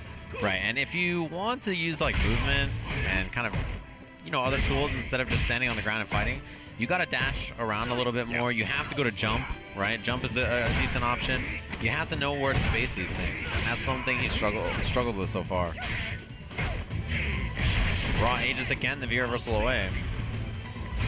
I think it's tough for Vega to find spots where his V-reversal actually is strong, but right there, I like it a lot. Yeah, just gets out of the Aegis. Doesn't have to deal with the pressure. Oh, challenged it. Knew that the dash up after was not going to be advantage. The headbutt out again. That was actually perfectly placed. That Fierce headbutt was awesome. And challenged him. You see Mike Alnott didn't jump away from the mirror. He stood his ground, hit that standing light kick, and got him. Yeah, Mike knows only one more button can do it for him. That's all he needs. Strong. Walking under. No, edge punishments.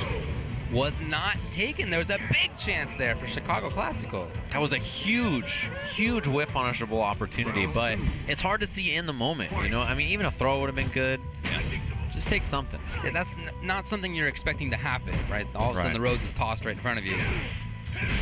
It's hard to be prepared, for sure. It's tough to blame him too much for that. A lot of meter now from Mike Now, finally, the knee drop got him. It's very difficult to space on Vega, as we've seen throughout the set. More jump from Classico now. He's trying to walk outside of these buttons from Michael Na, but Michael Na is making it count. That headbutt out of there. It's a good option where you keep seeing over and over against the wall dive. But I do like that Mike forces that. It means that he's taught Chicagoclassico to sit on the ground a lot more and just wait for things to come. And if you've done that, then you've done part of your job. Okay, EX bringing it out, putting up a wall. All of a sudden, no, does not react. Oh, missed his meaty, but still got the throw afterwards. Another one, and we're going to a final round between these two. Full resources, though, from Michael Na. Which is very important. Those EX dies. He's got critical art confirmed. It's a lot of damage opportunities there. No whip punish on that forward fierce either. Ah, another grab. He just closed out the last round by grabs. I think Michael does not expect another one.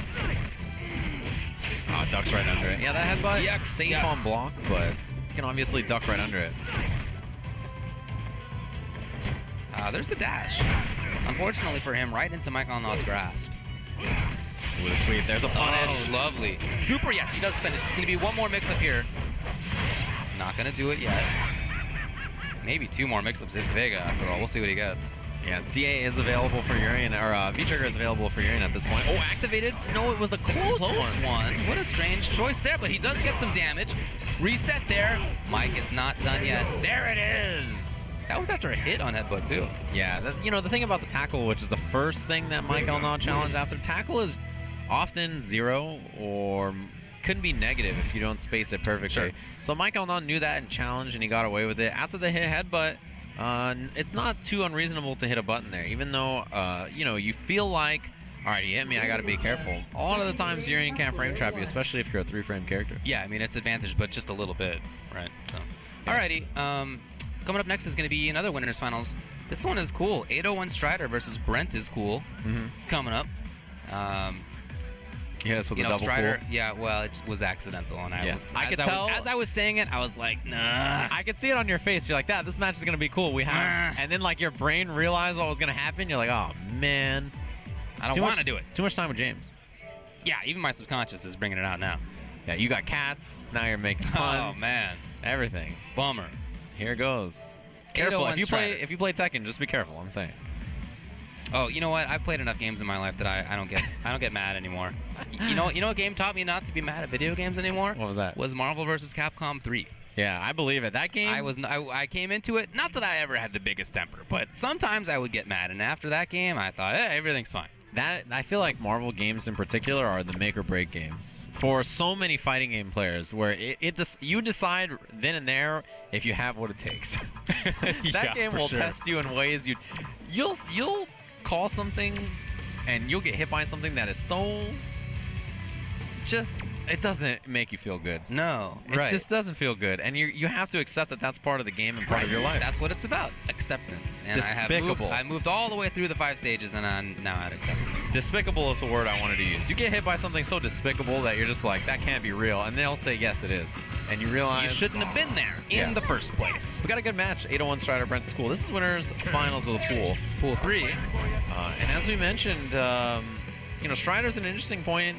He's been killing it a lot of this year. He's been doing very well. A player who self-admittedly is not good when a game comes out. He really Right. needs a lot of time to be good at it, and that time has been put in. Now he is killing it. He's playing great everywhere he goes. Lots of success. Winner of this pool will play a pool that includes Flash and Salyu, among others. Also low tier god. We'll see what happens. 801 Strider now. Wow, waking up with a free frame. Short hurricane. No, she was standing. Yeah, it's tough to see whether that's going to hit or not as a Ken player. A lot of times you just want to believe that it'll work. All right. Why would it hit if they're standing up? But sometimes it does. Got the standing light kick buffer. Caught him out of the air. Didn't get the juggle, but still pressure. I love these buttons. You see Brent trying to bring in the counter pokes. We saw great use of that last time he was on stream. This time, Strider navigated it well. Ooh, missed the target combo, and that is unsafe. Even though Brent, he saw that it missed, so he was like, okay, run. Right, but that is the more unsafe option between that and EX Fireball. But run is just a little easier to do. Just 2 buttons. This is the V skill. It's also a first round. You maybe want to test a little bit. Yeah, he is tested, and Strider has pretty much passed everything. He's shown that he's ready for a lot of this. Talked about Brent's counter pokes, but I really love Strider's counter pokes. Her footsies, I would not say are like active space control footsies. They're excellent counter pokes though, and he's made them look great. Down medium kick, down strong, just like this. Stand short have all been putting in big work. Oh no, bad spot for Brent. Backs off for the fireball, plus the overhead. He walked into it anyway, and that's a pretty clean first game for Strider. Yeah, Laura's buttons are more about tagging the recovery of your opponent's buttons, so whiff punishing, or interrupting you before you can get there. They're not really like zoning limbs or anything like that. Yeah, there are different kinds of footsies, you know, in that mid-range, playing over buttons and who gets to do what, who gets to do what when. There are different types, and these 2 characters I think are really more about counter poking the other person. So Brent starts this one off a little bit better. That said, here's Strider with a perfect counter poke timing with that roundhouse. setting this stuff up. See him just wait there for a second, and a punish. Stand like it. Yeah, that was nice. Ooh, miss from Brent. And there's a punish from Strider. He's ready. Takes the back throw. You can see Brent now trained not to hit any buttons, so the Strider that dash up fierce after. All right, here comes Brent. Hoping to find something Strider does not take any kind of bait. He's just willing to block. Oh, man, the double down short fireball pulled her back just far enough to get out of the range of Brent's poke and got him clipped. 3 quick rounds for 801 Strider. Yeah, this is looking tough right now for Brent. You can see he's been playing this grounded. He keeps trying to play that footsie's range, and that's fine typically, but I just feel Strider has played it. So again, I'm so impressed by this. Other side, counter hit, got him. He's gonna send out the clap. Is there a reset here? No, he just wants to take that corner carry. One more mix-up is gonna do it though. Last time, oh! Brent, he did get the hit. I thought that was blocked at first. No, Brent now has a big chance. Oh, in the front. Second uppercut, he needs one more for stun. Meaty. Okay, he may need more than this though. Will he build super on this? He's gonna get close. No, he doesn't try it. Just takes as much damage as he can. One more guess. Oh, look for the overhead. Double down jab and a huge comeback from Brent. I guess there was a wake-up button there from 801 Strider. I don't know what it was. Yeah, I mean, he probably just didn't believe in a manually timed setup. Yeah. Since Brandon just whiffed a bunch of stuff, he was like, all right, I'll probably be okay. The overhead. Looking for that counter poke, trying to find it. Great anti-air. That medium punch is so excellent, and then takes the tick throw off of it. Close to stun. In there again. What That's a block. gonna be blocked and punished, and that's the game.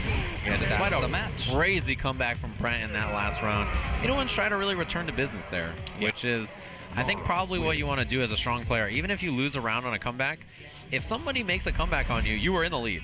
So obviously you were doing something right. Exactly, yeah. That's clearly what Strider recognized, went back to his game plan, got the job done. Good awareness from him. So he's out of the pool and winners. Yes. And Brent has to battle in that lower bracket, the losers bracket. Do we know where Strider is at in terms of points? You happen to have that on there? Probably, yeah. Let me see. He is currently 41st. 41st. I think Brian F is 40th. And I can he look is that here. up too. Yeah, he's here trying to get points as well. There's a lot of players on that kind of cusp. Brian F is 26th according to this. I'm looking on Smash GG. I'll look on the actual site. Yeah, the Capcom fighter. You can go to Capcom Pro Tour /standings, and it'll tell you where everybody is in terms of That is right. CBT points. Strider right now is at 28th. Yeah, and 28th. then I think Brian F is at around 40 right now in terms of CPT points. Although things are going to shake up pretty dramatically because there's 2 big events happening this weekend, premieres and the event happening in Chile. So between the two, it's pretty big. Brian F's 40th? Yes. It's 40th. Okay. So 40th for Brian F, who is also trying to get points here this weekend. Tons of players are sort of in that range where if they get a big win or a solid showing, they can be in Capcom Cup potential, which a lot of people are trying to do. So Brenttiscool goes down to losers. He will play against Genesis Frenzy to try to qualify. And now we go over to the losers finals of Pool 5. We just saw Chicagoclassico lose, and now he has to play against Alfieroach in losers finals of their pool. Yeah, trying to move on to that bracket tomorrow. Alfieroach was sent to losers by Chicagoclassico in the first round of the tournament. It is a run back. So Alfieroach, it's always tough to lose very first round when you come in. But he's made the battle all the way up to losers finals of the pool. All right, so it's going to be Nash, it looks like. I guess it is. Nash. A character we see much less nowadays. Quite rare. But still effective. I think his game plan is a simple and a solid one. And there's a lot of characters it still works against. I don't think he is particularly bad against Urien either. All right. Does have some mobility and space control and pressure tools for sure. Yeah, mobility right at the start. Unfortunately, trying to put himself in the corner. There's Chicagoclassico reacting well. Keep in mind, as I said, he beat Alfieroach before. Yeah, showing some matchup awareness already with the interrupts. Counter hit didn't get the confirm he was looking for. As Urien, if your opponent is crouching, you have to do the tackle. If they're standing, you can do the headbutt. So drop from. Oh, here's a great jump back timing. Oh, that was cool. Didn't get much after. That's how it goes. That's the Nash life occasionally, Caught now. Look at Chicagoclassico just hanging out. Yeah, just waiting. There's that sweep. That got him in big trouble against Mike Elnaugh at the end when he had that CA confirmed. Well, I like how Chicagoclassico is playing this because I don't see much of a reason to move in a way that would overcommit. Yeah. You know, you're just caging. It's not like Nash had V-Trigger to escape or anything like that. He had to move forward in some way. Ultimately, Chicagoclassico got the hit. Now he's got those booms, but the jump over. Not a hit, though. But yeah, again, cornered himself almost instantly here. Right in there. It's that advantage off that. And this time the throw. Last time he counter hit him, so trained him to block. Jumping. No anti-airs there. Escape. And now Alfieroach can play, but just like that, knockdown. Oh, it's going to be a block.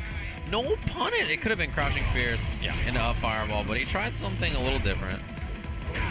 Clean anti-air over that. Back throw for extra damage. Not quite enough to close it out. Trigger's there. He does escape. All right, one little bit. He's got a lot of work to do, though. He was back that. Yes, he was trying to escape. He was trying to use that mobility again, but Chicagoclassico has seen that throughout that game and maybe throughout the first set that they played, too. Yeah, it was a clean chase down. Just couldn't get away from it. There's got to be a big change here. Player 1 has a 5-win streak. Yeah, he's got to find a way to stand and fight a little bit better and kind of bait Classico into moving and then punish the movement. That's what Nash has always been good at, right? Moving. People who move around are impatient. He's great at dealing with that kind of pressure. But you can see already cornered. Yeah, I like Nash's mobility a lot. It's just that you can't put yourself in the corner. That's not going to work out long term. Lovely anti-air. He was right there. Luckily for Alfieroach, he gets there in time with the grab. And that wake up head, but not invincible. It's just really fast. And it catches people who go for low pokes. Ooh, teleported out of the way of it. Here's a chance. A little bit of damage. You can see him worried there. I think that's a bad sign. Alfieroach backed off. He had a knockdown opportunity. Maybe not the best of setups, but rather than standing his ground, he backed off.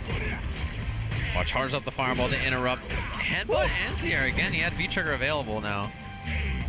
Did he get him? Try and hit. Oh, man. I think he's just calling out backdash there. Didn't quite reach. And yeah, a lot of backdashing. Cornered again. Ooh, baited the throw, but didn't go for anything. Cornered here. Oh, that was perfectly timed, actually. EX is gone as a result for Classico. The dash up after. Tech. Throws a fireball. No absorb on it. Oh! Whoa! That was a funky little end there. Yeah, they jumped together, and I don't think Classico expected it, so he was just down blocking at the end. Okay, I'd love to see more fight in that mid-range there. Tackle almost chased the backdash. Punish on the side. V-reversal out of the corner. No chase down, no grab attempt. And man, no anti-air from Alfieroach. Just let him sort of jump forward freely. There's been no EX size and cornered again. There are some things I like about Alfieroach's game style. I just think that there's too much passivity in there. Yeah, he's got to contest this range a little bit more, right? He's just sort of allowing himself to be cornered. Oh, here's a chance.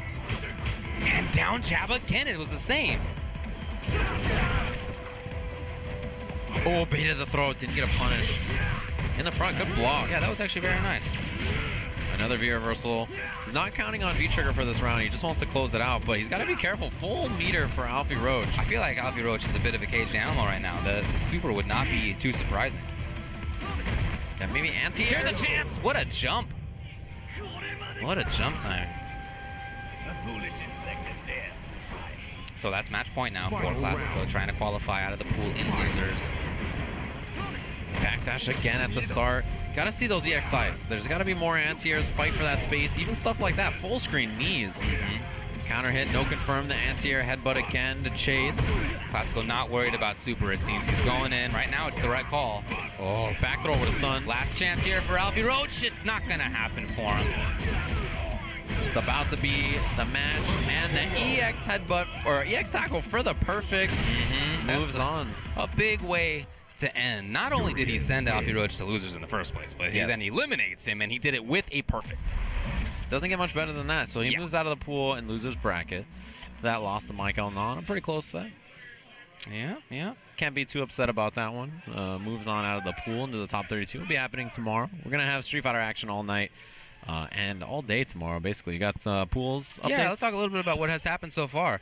In pool number 2, Cole, Wild T. Cole qualified, as well as Heroes in Dark 7. PR Balrog and Element qualified from pool 4 into the 64, by the way. 64, okay. Top 64. Pool 5, as we saw Mike El Na and Chicagoclassico. Okay.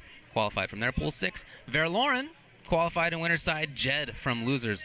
Pool 7, No Respect in winners and Dannyboy in losers. And then XSK Samurai and Chris Nguyen both qualified out of Pool 8.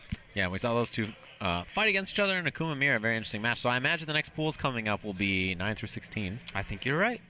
And of course, Punk qualified as well as Higashi out of Pool 1. Right. 9 through 16 probably coming up next. You can find those over at smash.gg/SCR. If you guys are interested in pools for Street Fighter, Marvel, or anything else, you can check them out over there on Smash GG. I believe we are ready to take a break and jump into the next block of matches. That is the 8 to 10 block. Should be pools 9 through 16. And you and I are going to scram out of here. Let James and Vicious get in here. Don't go anywhere. More Street Fighter action coming up.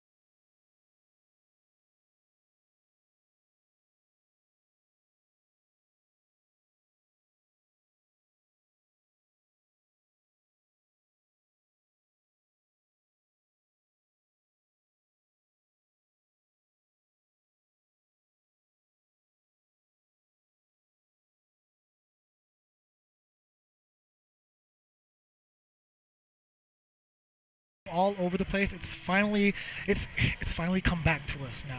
I've been waiting for so long. I was like, James, we got to do this again. Yeah, right. No, everybody just turn it off right now. And I don't blame you. Actually, you guys definitely want to tune in for the rest of Street Fighter V singles because we have a ton of talent coming up between pools 9 and 16. I believe that's what we're going to do because it's continuing off tomorrow. That is correct. But something to talk about, we have like the likes of Brian F. potentially against Alex Myers happening in pool 9, just to name a few, right? Well, look, we're starting off right away with Drdannypham versus Goldie Ray. Goldie Ray. Yo, Drdannypham, I saw him at Wednesday Night Fights. He was wearing a snapback the entire time, just trying to hide his hair, and he was getting ready. I was like, what is that pink at the end? He's like, you'll see. He cut his hair exactly like Zangief. He's got the mohawk going, and he's got the pink. He's really feeling himself for SoCal Regionals. He's trying to turn himself into Zangief. I mean, I don't want to break it to him, but that's not a good look. I mean, he's a champion bodybuilder. Okay, fair enough. Entropy's own Drdannypham versus Goldie Ray. Already out the gate. Yeah, Goldie Ray's really just trying to look for spacing out Drdannypham. He really has to play that patient game, hanging out around the fierce. Oh, yeah, he's out of there. That was really nice. I mean, honestly, one of the nice things about this matchup for Zangief is that Lariat and V-Trigger become good anti-Aegis tools. But I don't know if we'll even get to that point, you know? Oh, he had an opportunity there, I feel like, if he had just let it go. I mean, between these two characters, you know we're bound to see something like that. One or two Aegis has to rip, right? Yeah. It's going to happen. The level, he did get away with the level 1. Drdannypham, just going crazy. Yeah, that's a lot of information there. Goldie Ray is not ready for it. He did it! And Drdannypham did not believe in Goldie Ray, sends a fist right down onto his head with the overhead.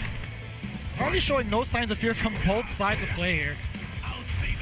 Drdannypham, nice roundhouse to react to the V-skill pressure. I've always heard, like, as this fight kept going on, like, I forget, like, it's another one of those fights where, like, the Urien players are like, oh, you know what, it gets better for Zangief, and I feel like Zangief players are like, oh no, it's getting harder for Zangief, you know? I feel like everybody just downplays their character at this era. Yeah, that's pretty much what it is, the days of the downplay. Yeah. See, I was doing that back in Street Fighter 4 with Cammy, so I originated all that, okay? Let me just talk about this You are the master about that. Let's not even talk about this match. I just want to talk about that right now, that I am the original. No, I'm just kidding. Anyways. Don't be doing that. Yo, Drdannypham just opened up D-Ray, and that's going to be EX. He's going to get a meaty setup right after this.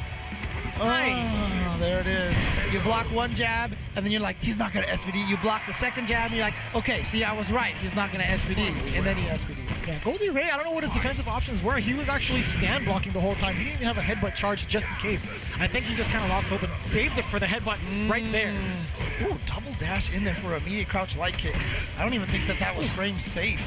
Oh, not quite the punish. He got something, though, and he's out of there back into the neutral. I wonder if that was supposed to be a jab headbutt or something, you know? Oh, there we go. See, now this time he let it go and gets the SPD. Oh, sit back down to earth. Welcome to Earth. And it's so tough. That's such a tough normal to anti-air. Drdannypham all over again with the EX SPD. He's going to get this meaty setup once more. Nice backdash, but not enough. There is just something. Like, that first round looked like it was all Goldie Ray. Like, he just had control of the match. And then all of a sudden, Drdanny... Oh, come on, son. All Goldie Ray just looked over and was like, I'm not impressed. He's like, but do you have a mustache like this? I don't think so, son. You're all flex, but no real heart. I'll show you through my headbutts. But yeah, as you were saying, you know, Goldie Ray did have a pretty strong first round.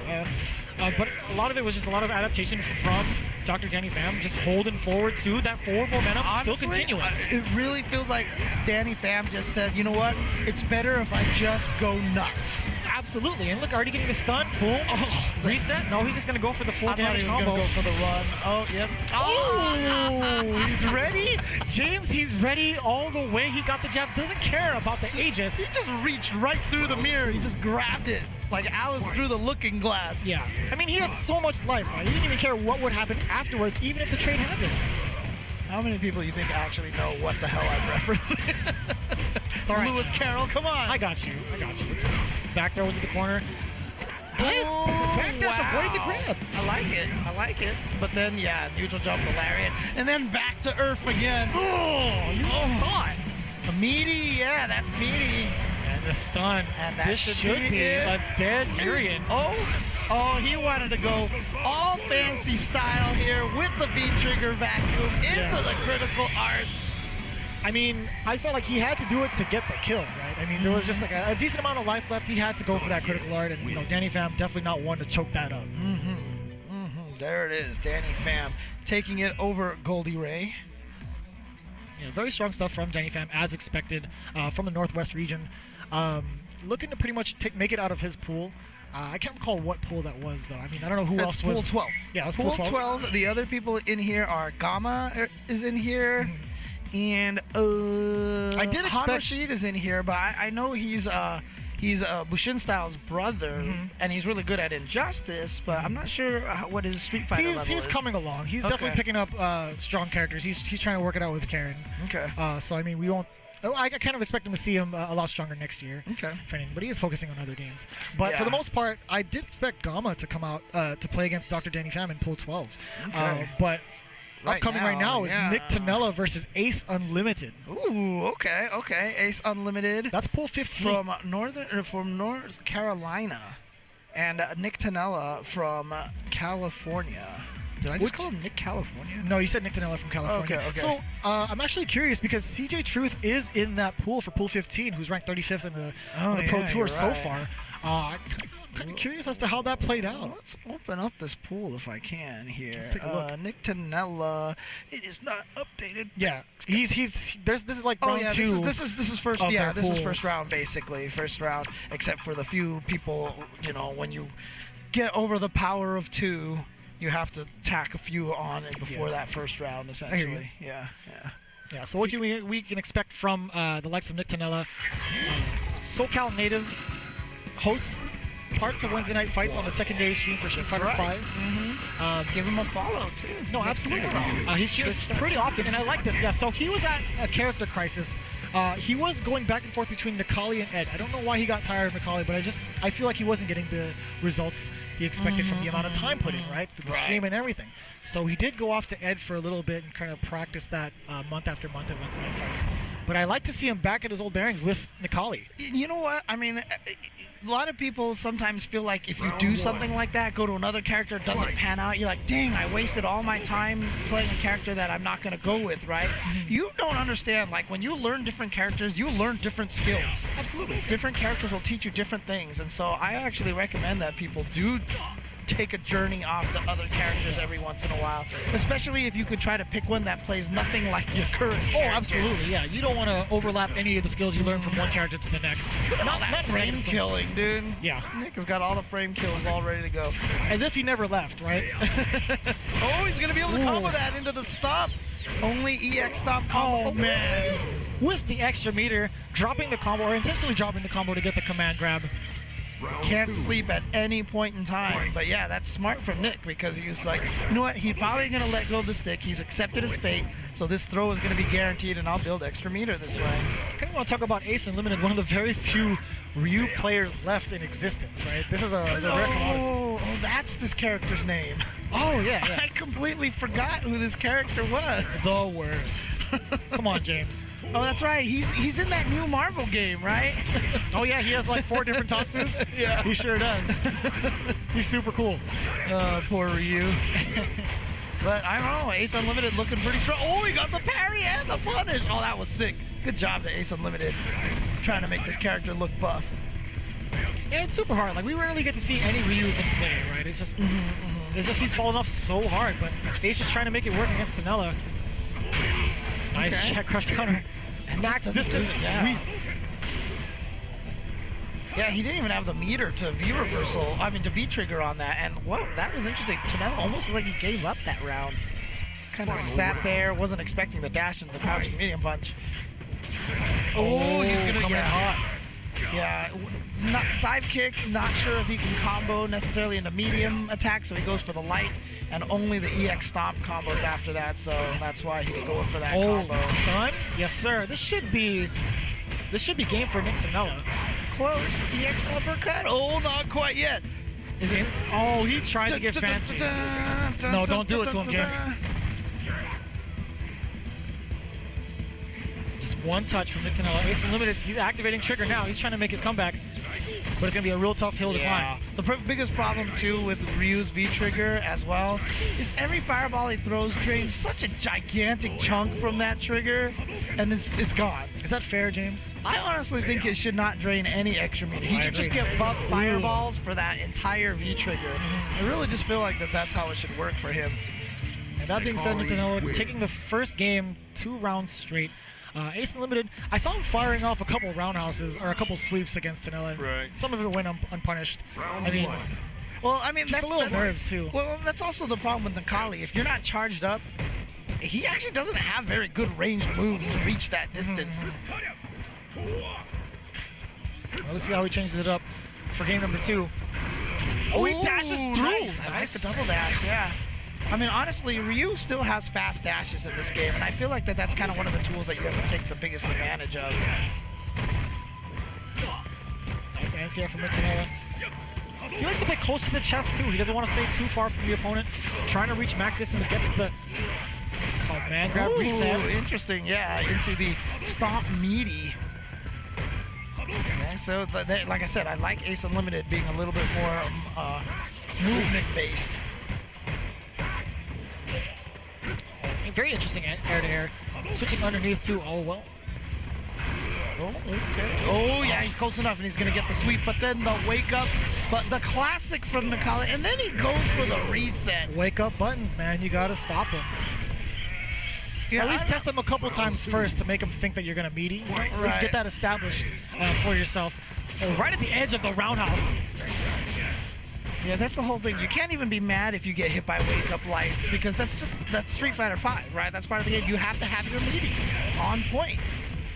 Yeah, that's been just the ongoing trend since the beginning of Street Fighter V. You have to have the meaties because even one 3-frame slip-up happen and it's the end of the round, really. Sometimes it goes that way. Actually, a lot of the times it goes that way. Ooh, backwards jump over fireballs twice. Yeah, but see, look, the V-trigger's almost already gone. Look how fast it drains. Like, when you think about some of the other characters and how slow that meter drains. Like Birdie, Chun-Li. Yes. Dude, like Urien and Ibuki, like, they can chill on that. Ooh, what? He just raw stomp, huh? He was mad. I guess so. I mean, it was still early for their pools. I mean, they still have a lot to play. That's right. That was winner's side. That was their first matches of the day. Exactly. And whoa, look at this. We have a preview of our next players coming up, and it is going to be Gama, MJ Gama, going up against Snax. Now, both of these players, both in Southern California, more towards the San Fernando Valley. I know they practice at Game Realms, one of the newer venues, to help promote like the scene a little bit more, kind of strengthen the northern area of Southern California. What's the venue called?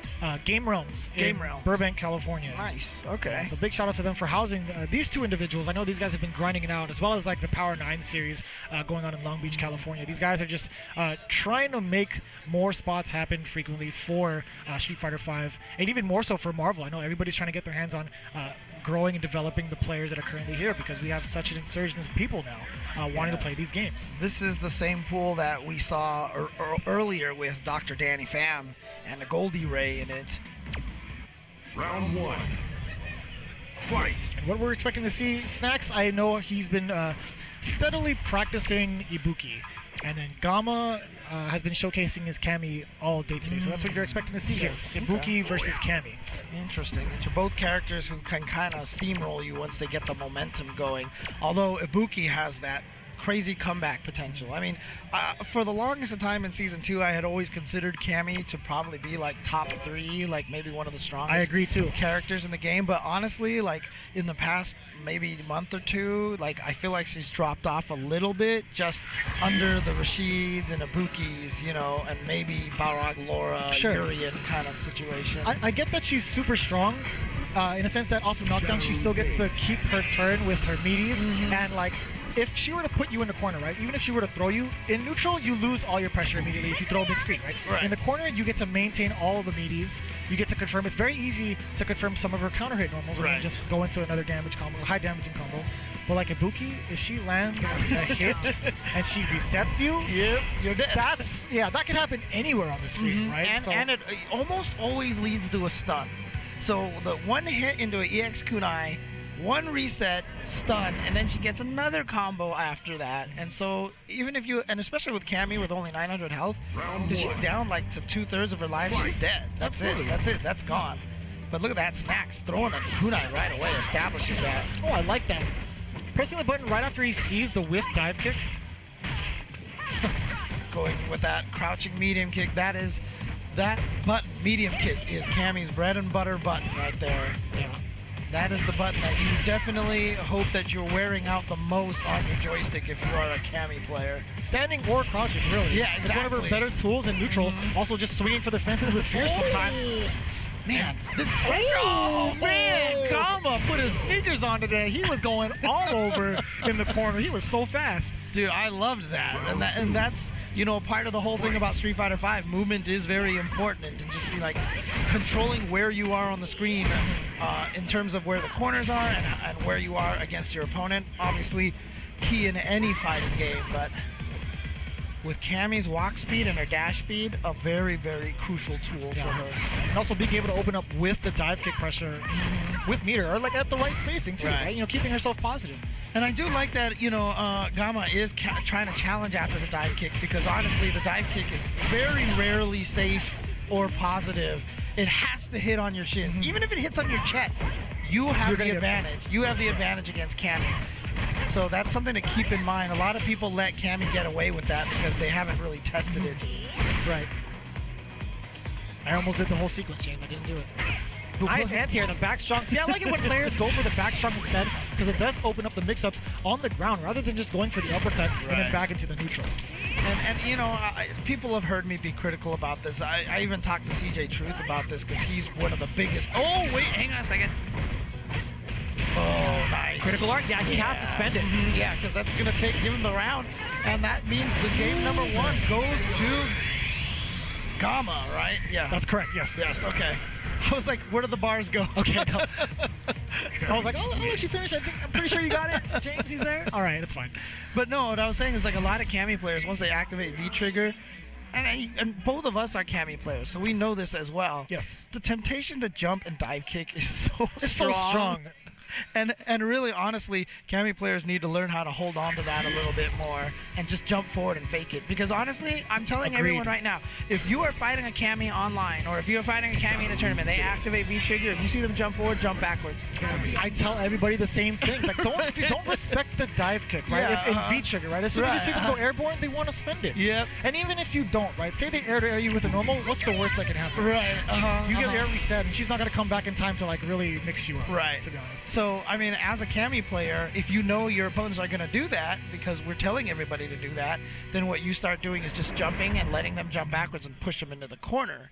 But that's so hard to actually do because we just want a dive kick. Look, if you're feeling really brave against the Cammy, neutral jump when she has yeah, man, then you can punish it. Oh, yeah. But look at this. We got Snax going with a costume change, going back to the original. We're such bad down players, dude. We talk so much trash about our character. I don't know what you're talking about. We're just being truthful. We're both scrubs, dude. Oh, man. We're all trying. Basically, you're listening to two commentators trying to justify why we can't win. No. Nah, I'll admit, I'm just bad. Not like Gama here. Already taking the first round of game 2 pretty convincingly with 72 seconds left on the clock. That was full control from Gama. Yeah, I mean, if these two guys are from the same area and they play each other all the time, I wonder if this happens all the time. And if that's the case, I wonder if Snax is just cursing his bad luck to have to fight against. Oh my God, that was just a raw uppercut. sweep. Yeah. That had to have been an uppercut, but it was the wrong side, maybe. Speaking of. Oh no, and that should do it. Critical art combos. Uppercut, critical art, yep. That's a ton of damage. Look at all the red. Gama getting it 2-0 over Snax. Very convincingly as well. Very, very solidly. Never really looked like he was under really any pressure at all. And I'm going to be perfectly honest with you, Jeremy. I'm so happy that we get to commentate this next match. See, nobody else knows. Nobody at home understands what's going on. I'm so happy. I think this was the one time I broke you. This was at Wednesday Night Fights when it happened. Yes. I'm not going to lie. So coming up next is K-Brad versus Mr. The Pants. who was using Dictator, Bison That's at correct. the time, right? And so I remember you made some sort of like pants joke, like a pun. Yeah, it was a poorly designed pun. Right, and my- you recovered. And my response to that was, I was really surprised that, he wasn't using light kicks more, but he's Mr. the Pants, not Mr. the Shorts. Oh man, I tried so hard to keep it in, and that's, You got so mad, you turned around, you were just like... I took the headset off, Yeah, James. uh-huh. I took it off, and I was like, "Can someone replace me?" Because that was something else. You're like, did anyone else hear that? No or am I one the else only heard one it. suffering? I was literally the only one. And I was well, no, Kyobi heard of it. Oh One yeah, of the that's producers right. at That's Wednesday right. Night Fights, Kyobi but- heard that as well. But look, we got K-Brad here, and we just saw him. I mean, I just saw him at the Northern Arena knockout that just took place yesterday in Toronto. You're all which over the I place, was there. James. Yes, Yeah, exactly. Momochi took that down. Yes, Momochi won that over Yukadon, so Japan kind of had a domination. They asserted their dominance. But I'll tell you one thing. Look, I'm just going to be 100% honest with you. Sure. There was a player room with a bunch of setups there for people to practice, right? Okay. So you see Yukadon, you see Momochi, they're sitting there playing their Street Fighter. All the American players are playing Marvel. No. Justin, Marn, That's what I'm talking They're about. all just sitting there playing Marvel. They were all playing. They were like, we didn't care. They just didn't care. So. And it actually did a lot of good for Justin. I mean, he was playing as sharp as ever back in Brooklyn Beatdown, Yeah. getting third. Yeah, honestly. Practicing nothing but Marvel. So at Wednesday Night Fights, my best Street Fighter 4 season, and I know I've told this story on stream before, so I apologize to people who've heard this, but my best season of Street Fighter 4 came right when Vanilla Marvel came out, and I was only playing Vanilla Marvel. Proud And of then, you. sure enough, I did super well in Street Fighter because it just upped my reactions. It made me think about the game differently. It's so important to play multiple games. It really, really Absolutely. is. Multiple characters, multiple games, man. I'm telling you, it's very important. Yeah, speaking of multiple characters, K-Brad pulling out the Karin choice. It's interesting. I was talking to K-Brad in Toronto, and he actually told me that he actually right now feels like his Karin is better than his Cammy, but he keeps going back to Cammy because it's just that character loyalty. He loves that character. Is that the reason why? I feel like he would just pull out certain characters for certain matchups. See, that's what he wants to do, but sometimes he just Ooh. can't help himself but to keep picking Cammy. Because, that's his girl. That's who he's played all the way during in Street Fighter 4. I guess so, yeah. That makes sense. I really don't blame him for doing so. Still a strong character. And getting that with scissor kick with the roundhouse, nice and cool from K-Brad. We just need to have K-Brad come and talk to us, and then we will convince him why Cammy is so not good. Oh, I'm kidding. Amen. Different time for a different story. Yeah. Oh, Nice. Yeah, counter hit combo. Gonna take him all the way into the corner. Keep this pressure going. Yeah. Very, very strong play so far. K-Brad just all over it. Well, I mean, look, I know it was a bad joke, but obviously Bison standing light kick is really good, and he should be using the shorts a lot more. Yeah, definitely. I haven't seen any real instance where he kind of had to, because I feel a lot of the times K-Brad is on point with his meaties. Right. But I think that was one of the most significant Season 1 to Season 2 buffs that was in the game at all, was that standing light kick from Bison. Yeah, he actually has a way to get out of certain pressure strings. But here comes K-Brad looking to take the first game. Yep, and there it is, right there. Tons of damage. Yes, we get the Ojo laugh. Yeah, good call from K-Brad, just keeping it nice and solid. A lot of the times off of his knockdown, he kept it safe with stand short. Regardless if it's counter hit or not, meaty is going to lead you to crouch strong into whatever ender you would like. Stand strong into the Tenko and into another meaty setup. Right. Fight. Okay, Still play her a little bit. Keep her in the back pocket because I like the way she plays. Oh, not the anti-air he was looking for. Yeah, stand strong. I don't know exactly what he wanted. Might have been a back strong if you were Cammy, right? Oh, yeah. Because he did throw out the normal. Might have just been muscle memory or Right. something like that. But here we go, Mr. the Pants getting some good damage now. Oh, here we go, crunch counter, the slap chop. But now backs off. Okay, gets in there with a heavy scissor kick. Of course, that is -2 on block. Very safe, not quite early enough. I feel like if he hit the jump button a little earlier, he would have punished the scissors. Oh no, he got hit in the middle of that, and now he's got... And the reset, but K-Brad missed the Tenko follow-up off the jab. Oh. No anti-airs, no crouch jab for that matter. Oh man. And look at this. K-Brad is one combo away from... Oh, no, not like meter. this. Yeah, so now one combo.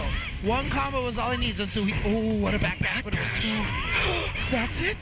He still managed to clutch out the round. K-Brad, the jump back. He knew that Mr. the Pants wanted to activate V-Trigger. It was something we kind of saw coming. His Right. V-Trigger was locked and loaded, and he saw the slide come out. The jump back was on point. K-Brad stole the round away.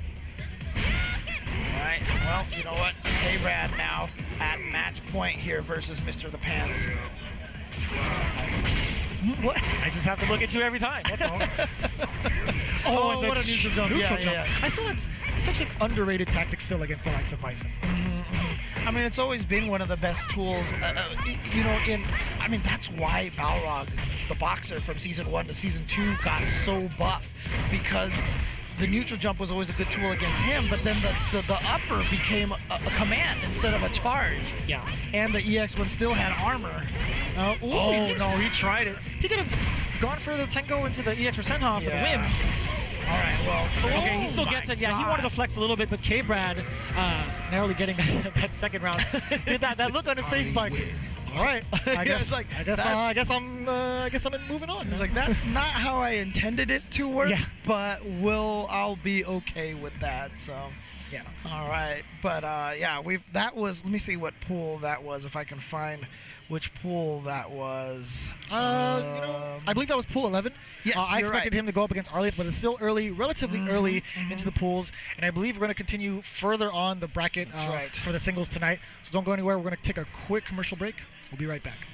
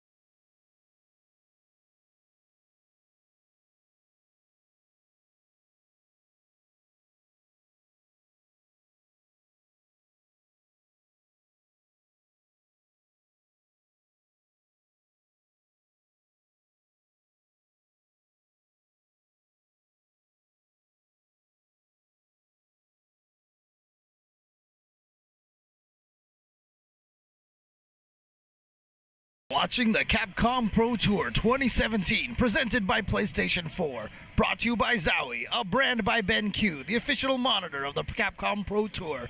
Razer, the official fight stick of the Capcom Pro Tour. HyperX, the official headset of the Capcom Pro Tour. And Twitch, home of the Capcom Pro Tour. Man, James, you're a real professional. I don't know, that was a recording, dude. I thought they recorded your voice. No, they got like that ESPN guy, right, to do that. Sure thing. Oh, I'm excited about this. We got Menat RD absolutely. on the right going up against LN the D-Tran. But look, Menat RD has been on a tear. Outstanding, yes. The entire Dominican Republic. So, you know, at first attack, the Dominican Republic took first, second, and third place. And this is, you know, in the face of players like Divination, like Smug, you know, a whole bunch of good players there. All the names escape me right now. Right. LPN was there. A whole bunch of guys were there. But these guys took 1, 2, and 3 because they are very, very strong. But Him and Kaba, by the way. DRA, him and Kaba. yes. Yeah. So, kind of talking about Menat RD. Just recently at Brooklyn Beatdown, he beat Haitani and Nemo. Yes. That is a huge statement.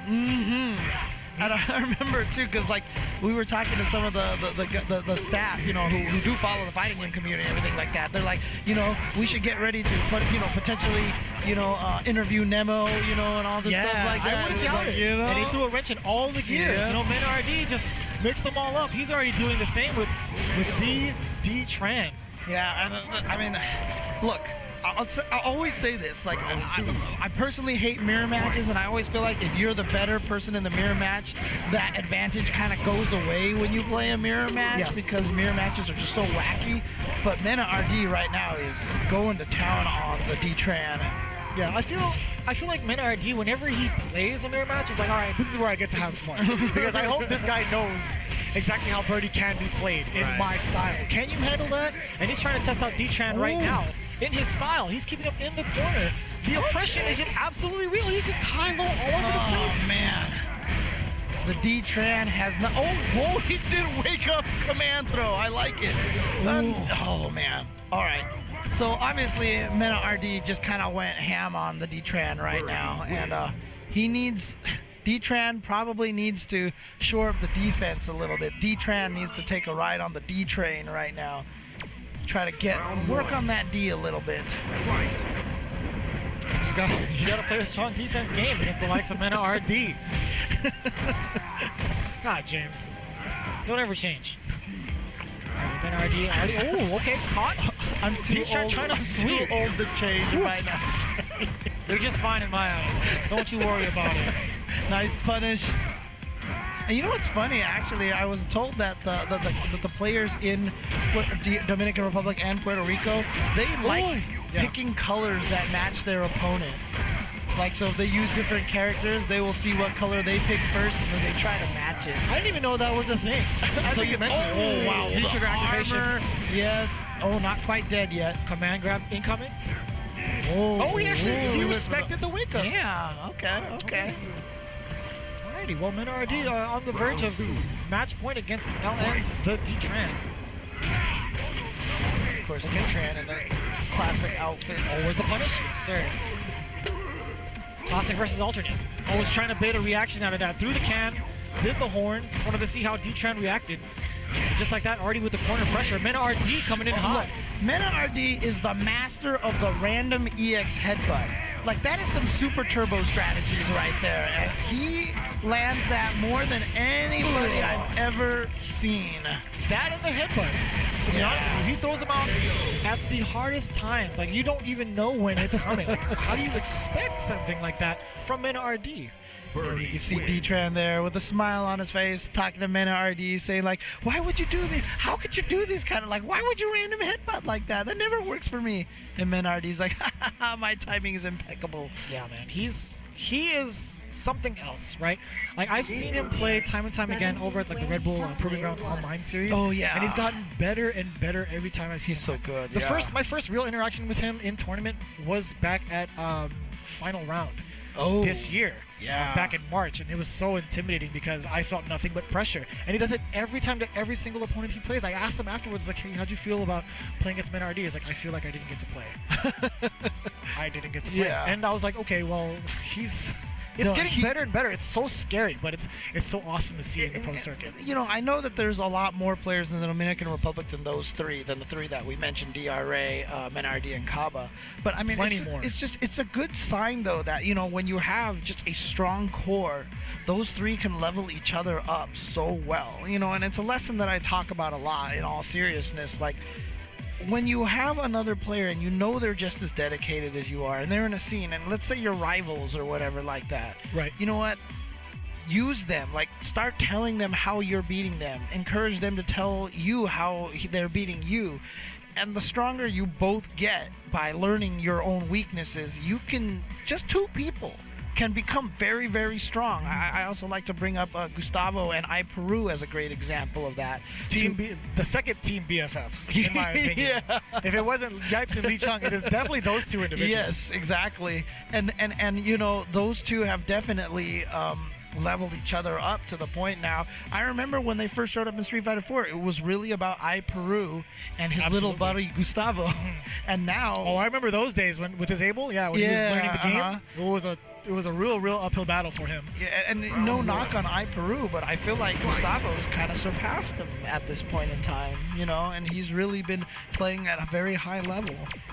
But speaking of the Dominican Republic guys, I mean, here he is right now, Kaba on the right. He had a really, really, really strong Ryu in Season 1, but he dabbled in Guile, and now in Season 2, he is all Guile. Yeah, I remember him in the team tournament from SoCal Regionals last year back in the esports arena, really making waves. Like, I feel like he was the front runner up for Team DR, but took out the opposition by himself. Yeah. Every chance he got with Ryu. And the Dominican Republican players were just at a recent NLBC, and Kaba took that in grand finals over IDOM. Ooh. So there you go. That just shows how strong he is. Look, his distancing is impeccable.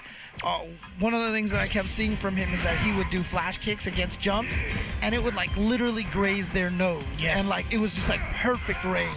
And so I expect to see stuff like that. And of course, he's going up against JD. This is in pool 14, JD, Jeffrey Dion, and I'm not too familiar with him. So JD also part of the Game Realms area, hailing from Southern California, specifically Glendale. He's also trying to level up the rest of the community there in the San Fernando Valley. I know he practices with the likes of Gamer Harry, if you guys follow along with the SoCal scene. He's there at Wednesday night fights pretty often, and he's also trying to be a Marvel. He's just trying to be a student of the game right now, and he's having fun with his friends, trying to build up the community. That's so great. That's so great.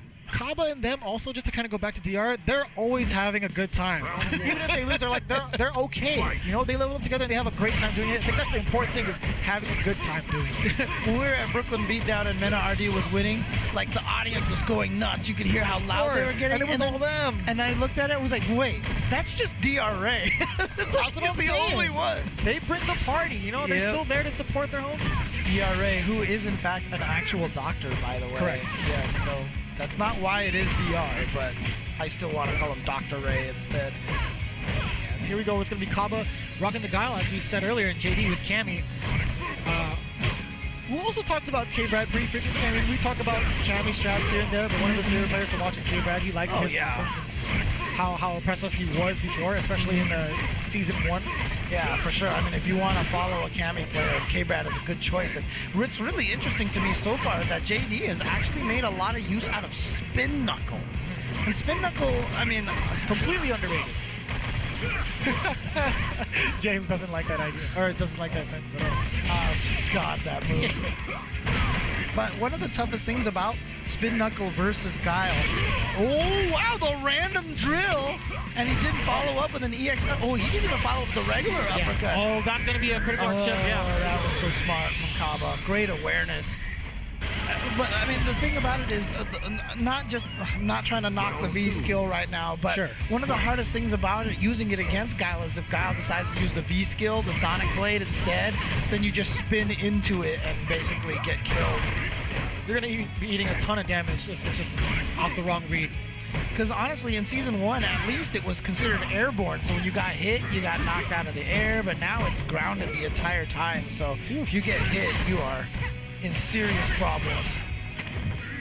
Forward throw. I would have thought he would have went for a back throw to put JD into the corner. Oh, and the counter hit conversion off the Sobot kick. And max range, I felt like. He was a little in there, but it's still, it's kind of tough to time. You're going forward and you're charging immediately down afterwards. Okay, nice. I like that. He's going to spend the second half right away. Wow. So not going to have his way in with the second part of the V trigger. Oh, dash right into the boom there. Oh, look at these lows. Oh, that's... Good blocks from Kaba. Had the patience knew that Cammy was too far. And again, the recovery is just too fast to use that spin knuckle. Guile Yeah, wins. I know, James. I understand. It's tough to watch. It's tough to watch. But look, I was gonna say, JD, he did manage to close the gap against Kaba, spending the meter, right? Using the hooligan combination into the dive kick. He had the right idea there. I still feel like he needs to force the ground game a little bit more.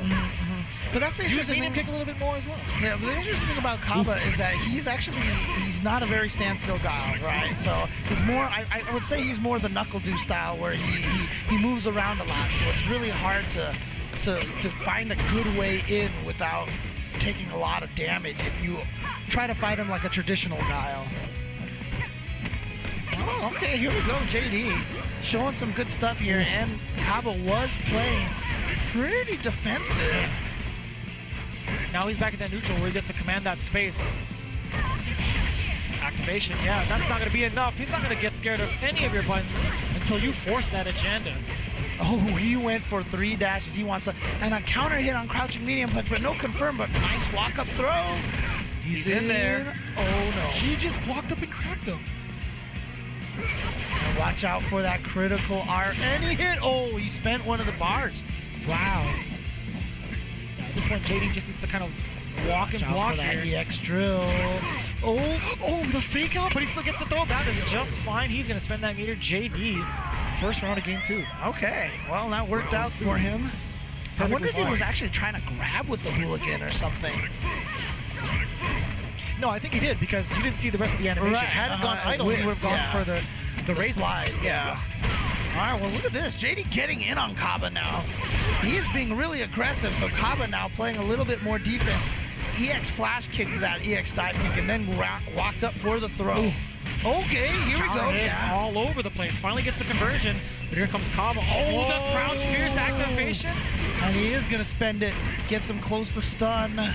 That's the only weak. Oh, that was confirmed. Oh, again, trying to close the gap with that hooligan combination. Yeah, because I think what he was trying to do, like, you can kind of bait people at it, because obviously standing and blocking the dive kick. Oh, he got him! Nice call from JD from long distance. I like it. Good job to JD. What a nice recovery here in game number 2. Looking very strong and kind of almost, I feel like shutting down what Kaba wanted to do with Guile. But Play the long range game. Yeah, that's if you take away one of Guile's main strengths, it's kind of tough to come back from that. and like I was saying, one of the tricky things about the EX Hooligan is that, it's better to stand up and block the dive kick. She's more negative that way. So if you hope your opponent does that, then you can sneak in a hooligan. Right. You can sneak in the actual throw. But look at this. Almost JD close to stun. almost stun. Oh, what a walk back from Kaba. Oh boy. Kaba's turn now. Back-to-back throws. Is JD going to take any more of that? He tried backs to back. off. I like him backing up because he was expecting JD to maybe try to jump out of the corner. And I like using the V trigger to keep him there. Ooh, I'm sorry, the V reversal to keep him there. Jab check, but it's still close enough to get the crouch fierce. He's not going to spend it just yet. Yeah, not this time. Oh, he got him. The uppercut is enough. Look at this. JD may have the potential to send Kaba into loser's bracket. Let's go. Cow. He caught him with the long distance spiral arrow. Oh, it's so intense right now. Kaba, he's definitely waking up now. You just tell he's kind of frustrated. You can't see it, but we sure can. He's definitely trying his best to stay alive. This crazy JD's usage of that EX Hooligan is so interesting. And it's so amazing that he uses it so much and he still manages to get a lot more bar afterwards. He's Yeah. such a battery. You know, I mean, a lot of times this happens. There we go. Yeah. A little overzealous off of that win. You kind of see it through his gameplay. Kaba with a commanding lead on that win. You know, but I mean, sometimes this happens to me, and I see this from other Cammy players. She's actually hard to find good places to use her meter, and that's why Cammy's use that EX dive kick so much, because it's like, oh, he anticipated this time. He saw the main tactic JD wanted to use, and that's the first time I've seen him use the hit splash kick through the entire set, outside of a combo. That spin knuckle almost got Kaba. And honestly, I feel like one of the reasons why JD is succeeding so well against Kaba right now is that he is playing a very unorthodox Cammy. Spin knuckles and EX hooligan dives to get in over. Oh, no V-trigger. Not ready to go. And I like it. You know, JD's preserved his meter just for when Kaba throws out the booms. Yeah, he loses his turn immediately after the knees. Yeah. Oh, and again, Kaba with the walk back. That was sick. Yeah, Very second sick. time, just walking right out of the throw range. He still has that V-trigger. He still has 2 uses right now. He hasn't got... No, JD. He's got that the first time. Oh, the fierce. Oh, no, like that's this. it right there, yeah.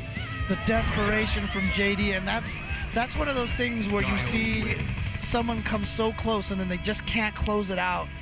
And a little bit of that desperation comes in, like, you know what, I feel like I can only win if I just try to land this crazy Hail Mary. Yeah. No, but you were winning through solid play, through just being unpredictable, you know, and unpredictable in a safer way, Yes. you know, because in that situation there, obviously if that drill did not connect, he lost. And so I just didn't feel like that was the right risk-reward moment, you know what I mean? I feel like there was a time where JD opened himself up when he saw when he saw Kaba just kind of backing up crouch jabs and anticipating the Sonic Boom a little bit too much, right? He should have just went back to playing the neutral game instead of trying to force the gap. If he's not going to throw the booms, force him to throw the booms, right? Start exactly. walking up, start poking him again.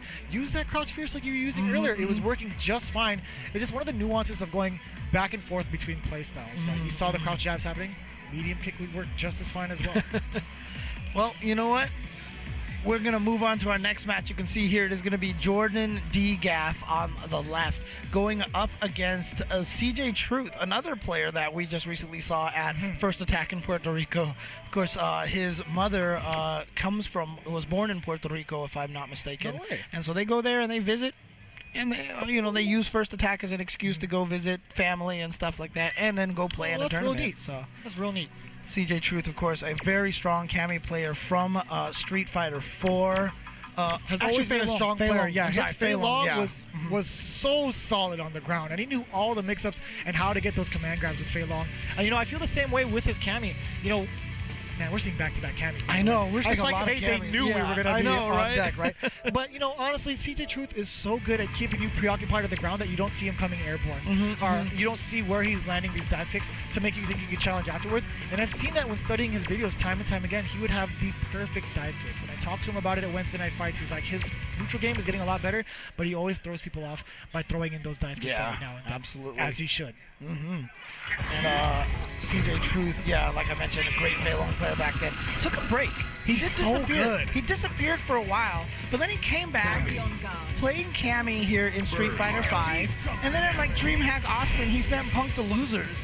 Punk came back and eventually won the tournament, but that's just kind of the player that he is, right?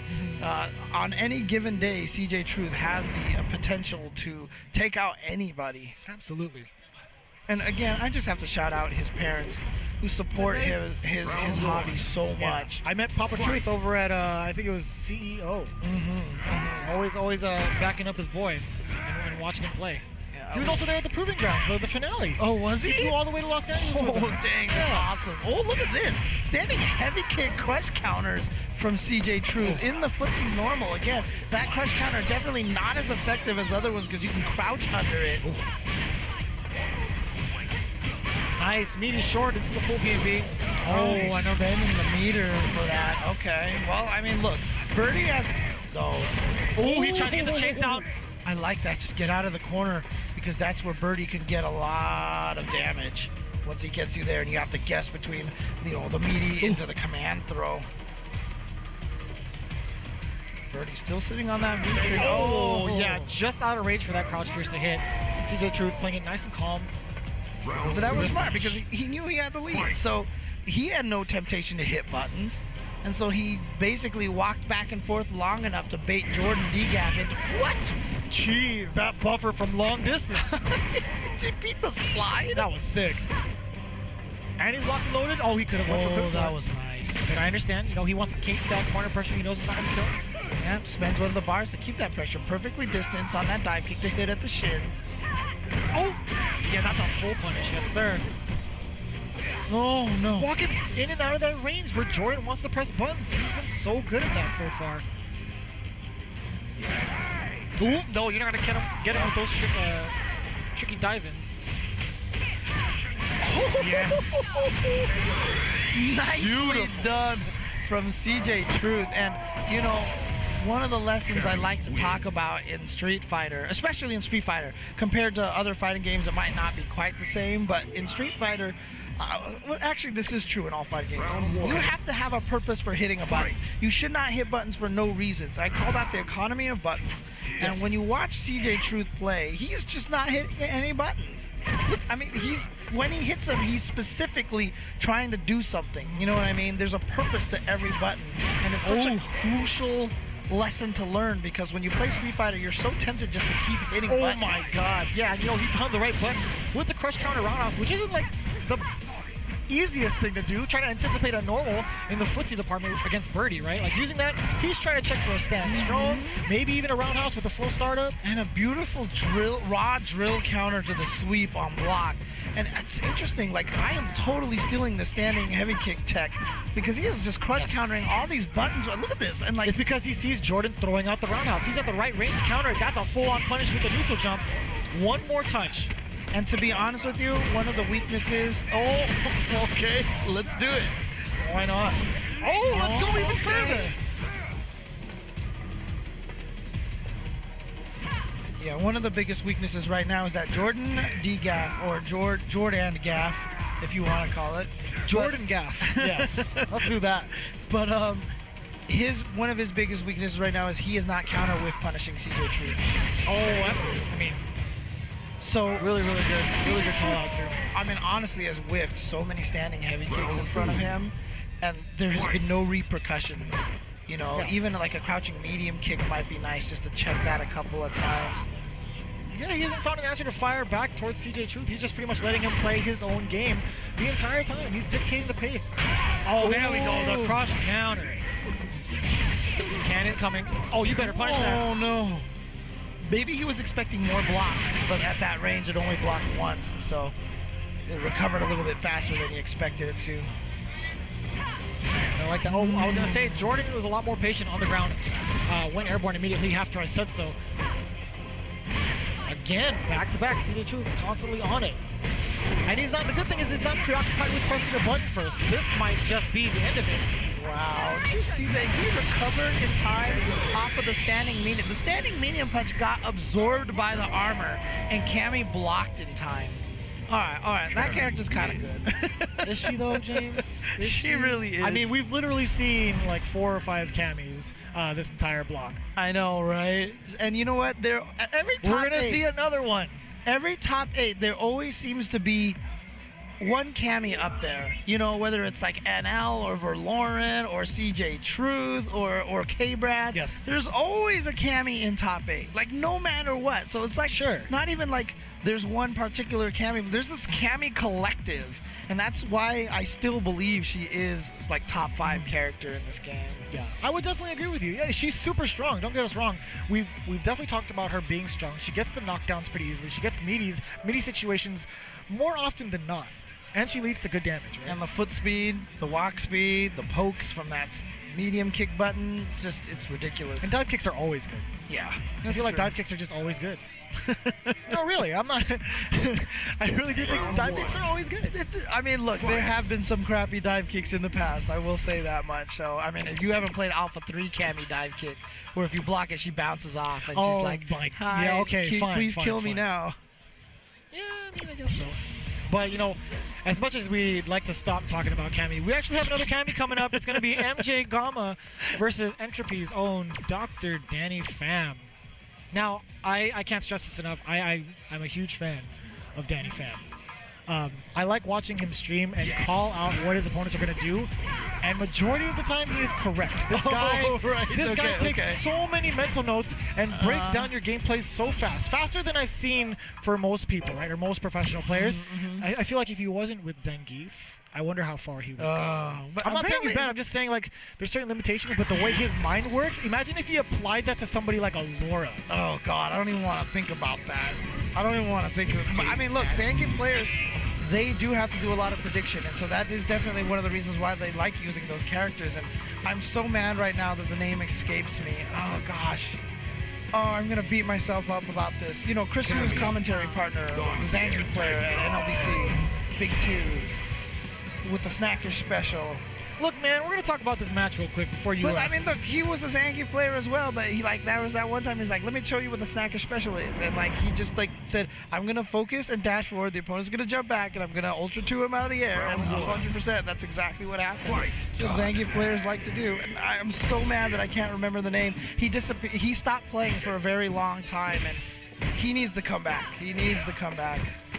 I mean, he could try it. It'd be very entertaining to see him do it with Zangief now that he has an air SPD. And we might see that from the likes of Dannypham. We have seen these two go up against each other before. The score was definitely towards Dannypham's favor. Maybe Gama has improved ever so slightly. I think they played at Wednesday Night Fights this week. I'm pretty sure they played at Wednesday Night Fights this week. Oh, and by the way, Twitter, please help me with the name. Please, please, because I will kill myself if I don't remember. Come on, James. It's old man brain, man. Okay, that's meaty. Oh, he went for the SPD. The nice backdash from Gama. Gama with a good life lead right now. Playing a little bit of hopscotch there from Dannypham. He still hasn't found a way to close the gap in the neutral against Gama, though. Gama, I do appreciate Gama keeping it safe, though. Ooh, the risk. Did you see that V-trigger blow up Cammy's V-reversal? Yeah, that was really unfortunate.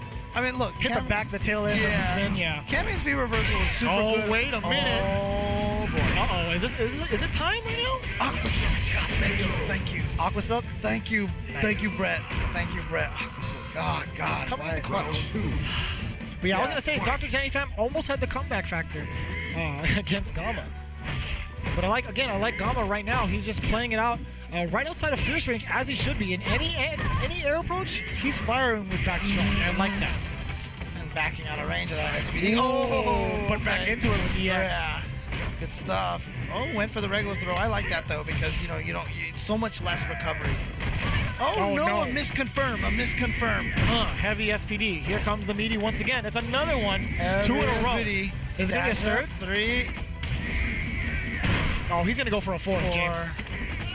It's too much. It's too much. Somebody in the crowd literally yelled out, put their hands up in the air, and walked towards the wall and fell on their knees. I am not exaggerating. I would have done the same thing with 4 SPDs in a row. You honestly think to yourself, he's not going to do it. Right. He's not going to do it. But at that point in time, I mean, you just, man. But it's okay. He's got a lot. Oh, he went for the low. Yeah, he went for the low. Oh no, way too many. And a wake-up standing heavy kick because he said, okay. Oh, but no punish. No, that is a bad situation. Look, it's fine. Slight life lead, a lot of estate to work with, and tons of meter, both on V-trigger and critical art gauge. Yeah, he's got the trigger ready to go. So any crouch heavy punch into V-trigger or maybe a crouch medium kick, obviously on that cancel, all you get is an uppercut. Yes, sir. But, I mean, I would spend it now because he could build up another one at the... Oh, yeah, he went for it right there. Scared me a little bit. I flinched in my seat. I saw you. Oh, there it is. That's the one, James. Into the critical art. Yes. Actually, that time, uppercut and the critical... Oh, no, wait, it wouldn't have worked because he would have come out with the V-trigger thing. Okay. Danny had to activate V-trigger. He just wants to make something happen. Maybe he might be looking for a normal 2 whiff punish with the V-trigger. Oh, jeez. Okay. Oh, well, you know what? That spends the V-trigger. That's fine. It's going to be a lot harder for Dr. Dannypham now. Oh, my God. They just stared at each other. Oh, he can still flex. Oh, no. Okay. Oh, caught him off the knee dash. That was very, very solid mental fortitude from Gama with the thumbs up. He's very relieved. Yeah, he's smiling. Nice. I like it. Excited. But yes, shout outs to like 10 people who messaged me. It is Aquasilk. Please apologize to him for me. And please tell him we all want him back Not only with his Snackish special and his amazing Zangief play, but it would be awesome just to have him back on the mic. Oh yeah, absolutely. All right, Dr. Drdannypham thought about it for a little bit, has it all ready to go. Let's see if he can make the adjustment. But to be fair, MJ Gama, the 2 rounds that he did win, I feel were very solid play. Yeah, he made sure he took his time to whittle away at Dr. Drdannypham's approaches with the medium kick, even the back strong, and then really pick and choose his battles. That light kick and the lariat is such a nice buff for Zangief in Season 2. Such a great footsie tool, and Dr. Drdannypham, I feel like, takes advantage of it better than most geese. Now, for the most part, anytime Gama actually got hit with the jabs or just any normal from Drdannypham, he opts to jump right out of there. I'm wondering when Drdannypham is going to start utilizing the air SPD, when it's going to be a factor. That's the one! That's exactly what I was waiting for, James. It had to happen. Come on, like, law of numbers here, right? Like, how many times does he have to jump away for Drdannypham to get the message? Right. All right, well, that's good then, because now he's sending a message to Gama. Gama has to think about that just a little bit more. Oh, a little too far out. That's very rare that does not hit. Very, very rare. Oh, check this fierce, my man. It's so satisfying when you're a key player and you land that giant fist. He does it again, James. This is the one. This is where Drdannypham, yes, sir. This is where he gets to rule the neutral. Oh, double time. Oh my God. Delayed SPD is such a powerful tool because you dash up, you wait for them to get up, and if they backdash, obviously you saw that it grabs them. If they do nothing, it grabs them. If they wake up with an uppercut, you block it. So really the only thing that they can do to punish you for it is to try to throw you when you get up. But how many people try to throw Zangief when you get up? Like I wouldn't. Yeah, nobody does that. So delayed SPD is always a really powerful tool. Yeah, you see Dr. Drdannypham opting to go for just a small break, because I feel like it's rock, paper, scissors with him when it comes to how he wants to SPD you. But you saw a very, very different look on Gama's face. Yes. Yeah, the last one he was all smiles, thumbs ups to his friends, and now this time the super look of concern on his face. It's down to the last game between these 2 guys. Oh, no whiff punish. Gotta be whiff punishing those whiff standing heavy punches from Zangief. It's so crucial. I mean, look, I'm terrible at it too. I'm the worst whiff punisher in the world, so I know it's not as easy as I think I'll take that title away from you.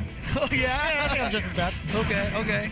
Well, here we go. He got in with a jump attack and then another combo. Look at this. Almost stuck. Oh, the meaties all over the place. Dr. Drdannypham. And that was all established from previously. He whiffed it, and he still got it. He whiffed the jab, saw the backdash, went through with the combo anyway.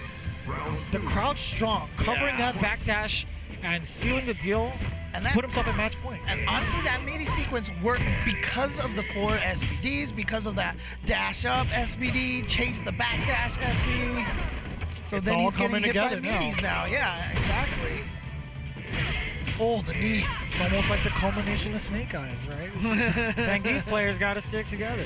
Oh, Ooh, but hit out of the air. But actually didn't even have the meter for the V trigger anyway. Wow, okay, this is all Gama this round. Oh, man. I like the idea. Gama now a lot more weary of what he wants to do on defense. Rather than just jumping out of harm's way, he's just going to walk it out. But you see Dr. Drdannypham, he was fishing for that with that standing heavy punch a while ago, but he just stopped. But, you know, he had the V trigger. Oh, my God. Here we go. No. He's just out of there. I actually like that. I do not mind that at all. Okay. Because he needs to win this round, right? And being in the corner is a bad situation. Just get out of here. And if he wins this, he can build up a bunch of meter in the next round. Correct. You know? And like I said, Cammy doesn't necessarily need meter to beat what Zangief is doing. Yeah, that's what I'm talking about. No, he ran out. He ran out. No. Oh, but he accidentally spent it already. No, that's not. He still got him, James. That wasn't even supposed to happen. Oh, no. Oh, man. You can tell by the facial expressions, Drdannypham knew he kind of messed it up a little bit. That wasn't even supposed to happen. Because it's supposed to combo on hit, but if it blocks, it's a block stun. And so you're able to get out of that. Correct. Whiffs, right? Yeah. And but it was the timing of it just worked out just right. Scrambles, dude. Oh, man. Okay. Well, I mean, that being said, we're still going to run through a little bit more of the singles. We need to take a break after that one. So, again, don't go anywhere. We're going to continue with more Street Fighter V at SoCal Regionals. And more Cammy. Damn right. Stay tuned.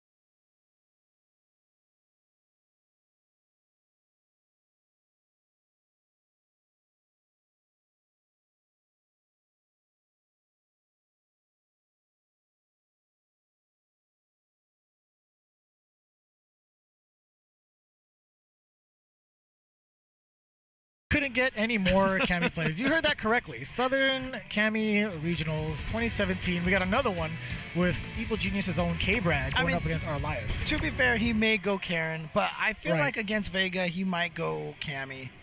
Actually, I do like Karen over Cammy. Cammy in that match? Oh, okay, okay. But again, you might see, Cammy. I mean, No, you what know what, more just can be 'cause- said yeah, I know, about just this 'cause- character? Just cause. It's as if we were watching the Manila Cup with all the Rashids running around. I know, right? right? And now instead it's Cammy. Oh my god. It's fine. Cammy Mania here. This is fine. Cammy I'm fine. Fest. Yeah. So okay. One thing about R.Liath, definitely one of the better veterans here in SoCal. Still consistently playing all the Street Fighter games, right? But not only that, he's serving up a website with it's called Arlypedia that has all the hot spots to go eat in Southern California. Oh, really? Just a fun Oh, fact. okay. Just a fun fact. I mean, he's also a wonderful scientist of the game. I mean, he claims he is not tool assisted, so we will Yes. not say he is tool assisted. I'll but give him that. I'll believe it. He has been doing a lot of work in that area, studying frame data, hitboxes, and putting up a lot of very useful information online. Oh man, he saw the gap and went for crouch fierce. But it hit him out of the air, of course, so he's not going to be able to Oh, confirm no. that. Oh, no. No punish. He went for max damage punish. And it Understandable. didn't work, yeah. Oh, that's gotta be punish. Yeah, that was way too close for that slide. That was a little bit of a Hail Mary. And here we go. Found the gap. Yo, Arlyath. Yeah, I mean, but this is a mark of someone who studies a lot, right? Like, studies the actual frame data information. He knows where the gaps are and everything, and that was just an unfortunate situation. So, K-Brad tried to punish the overhead with a button, and it was too short range. So he meant to cancel it into the V-trigger, but instead it whiffed, and then he just whiffed the V-trigger, and Arlyath knew he could punish that. Yeah. And you know, one comment about Arlyath is that he plays super solid. He used to be pretty methodical, right? But now he's willing to show you that he's willing to do some risky things like the slide and then dash up command grab just to kind of keep you thinking when you can advance, right? To kind of scare K-Brad away, Right. If anything. And to be honest, I really don't think K-Brad meant to do a critical art there. I think that was supposed to be target combo to a regular uppercut. Might have just from crouching. Oh, really? Just headbutted her with that wall dive. I like the idea from Arlyath. Either way, he wouldn't want to be in that scenario where he was trapped in the corner. Oh, gee. K-Brad now missing a drill, unfortunately. K-Brad with a few uncharacteristic drops, but the delayed dive kick. That was gross. The slowest, or excuse me, the latest dive kick, catching Arlyath trying to anti-air. Yeah. You saw the start up with a roundhouse. I feel like Arlyath was actually trying to hit him when he landed. Like, that was that whole, oh, you empty jumped, I'm going to hit you before you throw me. But it wasn't an empty jump. It was because Cammy is silent when she does that. Oh man, the last minute throw tech from Arlyath. What was that all about? K-Brad trying to show us that that move is actually useful for combos? Or is he just trying to troll right now? I don't know, but that was a very, very clean round 3, game 1 for K-Brad. I was gonna say as soon as Arlyath went for that reversal, it was gonna be nothing but struggle the rest of the way. Alright, well, K-Brad almost looking like breathing a little bit of sigh of relief. Yeah, we saw a small smirk right before it cut to camera. He was just like, you know what, I got away with some stuff, like a little bit of errors here and there, but it still paid off. We're okay, guys. There we go. Nice throw bait now from Arlyath, and he's gonna That get was the so stun. early. Did you see how high that roundhouse reached? Yeah, you see him twirling around. That's like my favorite thing about this Vega design is that he actually looks graceful. He doesn't have like only 4 moves like he did in Super Turbo, and actually in all the games. They made all of his moves look so stiff and boring, and he's like, I'm so graceful and beautiful. And he's like, stabby, stab, stab. Finally, he actually has these nice swirls and stuff like that. I think it's pretty neat. You know, just being able to put in 2 different kinds of characters in Vega. Yeah. Like more up close and personal, and then the still classic keep away with the clown. Oh, I like nice. that, yeah. Get the whip punish. And now Arlyath also sitting on a ton of meter. So if he really wants to, he could take a lead right now, or he could just try to do as much damage until it'll kill. Oh my god, he thought K-Brad was going to wake up with something, but... Like buttons or an uppercut. He just sat there, but he got the throw, and here comes K-Brad. Nice backdash. Yep, you see it right there. Even K-Brad not immune to, hey, I have V-trigger, let me jump and dive kick right away. Oh no, He could have gone a critical art. Yeah, it would have given a big lead. but you know, wouldn't have killed, so maybe he was a little worried about that. Oh no! No critical art for K-Brad either. Oh, that's the one though. Yes, sir. Off the stand short. He caught him in the high-low game, got the uppercut, and sealed it. K-Brad has been getting a lot of pay dirt off of the meaty stand light kick and the low crouching light kick, and then just confirming from there. I've seen him hit. One time he dropped the drill, but outside of that, like, it doesn't mean that hasn't been working. Oh, man. How did that not reach? A little bit too far out with the double strong. Yeah, the he double was crouch like- strong. I felt that like he was happens right every now next and then. to- Yeah. Like you get that crouch strong, and in your brain you see it, you try to confirm it. You're like, all right, I got this. It can go into crouch strong. They're just a little bit too far out, and that happens sometimes. Yeah, and then the drill comes out like through negative edge, and so you just get punished. It's because Cammy is such a terrible. No, I'm kidding. I'm not gonna do it. I was actually gonna support you that time if you went all the way, but I'm like, you know, it's fine. Don't worry about it. Doesn't spend the rest of it. corner, and this time goes for the throw finally. Oh, the so empty tricky. jump. And doesn't spend the meter. I think he's looking to save it or just apply more pressure for the stun. Yeah, watch out now. Arlie is so dead. Oh my man. Kenneth Bradley. Saw that Arlieth was going towards heavy punch multiple times, and K-Brat was like, I'm onto you. I'm gonna walk right into that range, right out of the range, watch you whiff that button, and then pow. Dang, that was beautifully executed. That was pretty rad. I didn't think he had it in him, to be honest. He was a little shaky at first, but then it was just like he's coming out swinging. I mean, that's the power of K-Brad right there. He can. I mean, we've always said this before. K-Brad is one of those players that can be like the best player, and then sometimes like, you know, I'm not gonna call him the worst player, but like, you know, not at that level, you know, from tournament to tournament. But right now, looking very strong on that. So. Yeah, and he kind of did the same with SoCal Regionals, how he appeared in top 3 against the likes of Shanghai too. He was just doing so strong against Haitani as well. It looked kind of shaky for him at first, but he managed to clutch it out. This is all from last year. You could check it out. You know, he was looking so shaky against Haitani that he managed to seal the deal over him at the very last second, clutching it out.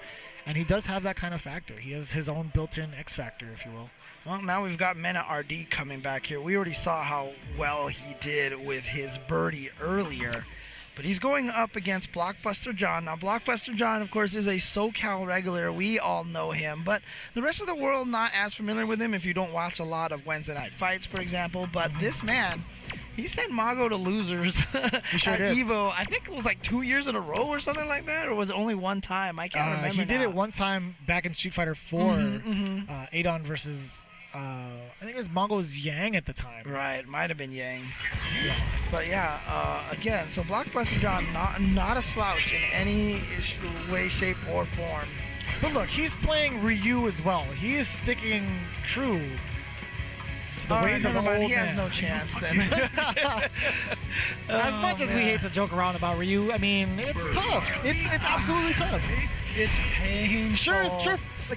It's doable. It is absolutely doable, but it is just so dang tough. It is an uphill battle. It is an uphill battle with Ryu, for sure. Especially with the likes of Menat RD, you know, one false fireball could be all she wrote for Ryu, really. All he wrote. Oh, okay. If he wants to go toe-to-toe with buttons, you know, Menat RD is all about that. He's willing to play that game, especially with the amount of life he has, the normals that he can convert damage off of. Good start for Menat RD. That's twice that he got that now, but that second time was a little too far. Oh, no. He's going for the 3-frame uppercut, you know, just trying to do it instead of a standing 3-frame jab, but I mean, the 3-frame jab worked that time for him. Oh, boy. Oh, okay. Just try to keep him back. Nice escape. Let's go. He's going to get the punish. Oh, no. Wow, everything about that sequence was weird. The can is there. Oh, I the like can that. baited him. It's so slick, too. Oh, Okay. And speaking of slick, and Menat RD actually with a chuckle, like He saw a projectile on the ground, so he did something Super Turbo-esque. I'm going to Tatsu right through this projectile. Hey, Blockbuster John's been playing a lot of Super Turbo on Wednesday Night Fights. For sure he recently, has. Every week. Yep. Him and Brenttiscool and Commander Jesse have all been playing that a lot. And then RD already had enough of this tomfoolery. He's already pushing John in the corner. He's like, all right, I see what you're capable of. Now it's time for me to play. Turn it on You now. know, that's why that little chuckle was such a good, nice tell, because he was just like, okay, I'm down with that. Oh, again. Oh my God. Oh, but he spends the meter. He wants this round. Blockbuster John is not messing around. Oh no, but the dive in, yeah, I was gonna say. One fireball, you know he's looking for it, man. And RD with a little fist pump. He was close to losing that game, and that fist pump showed it with a smile afterwards. He's like, all right, guys. You know, I I'm like back this right in. now. You know, we've been talking about Menat RD and Kaba and DRA, how strong they are. Our SoCal boys right now, giving them a little nice fight. I like this. I like this. Oh, As much as Ben RD is one of my favorites to watch, I'm you know, still rooting for the likes of Blockbuster John. I may not be showing it right now, but you know. oh yeah. Oh. Okay, too far, but he's going to be able to get something off of this. But lots of work to be made right now, especially with Ryu. His V-trigger isn't the Nice comeback, reversal. isn't the stuff of comebacks. Oh, man. Oh, never mind. And then all that, you know, stun was almost a factor against Men RD. Yeah, that gives him another chance to pretty much Look. take control. I'll tell you this right now. Blockbuster John lost Birdie because fireballs just don't have the same power in this game that they do in previous games. And so he was just able to armor through it, hanging chain through it from a couple of too many fireballs from Blockbuster John. Yeah, that's pretty much led to his defeat in all the rounds, basically. The entire set, or the entire first game. And now he's got the V trigger, so I would just activate this raw. Just, Oh, I don't even think he might get a chance. Yeah.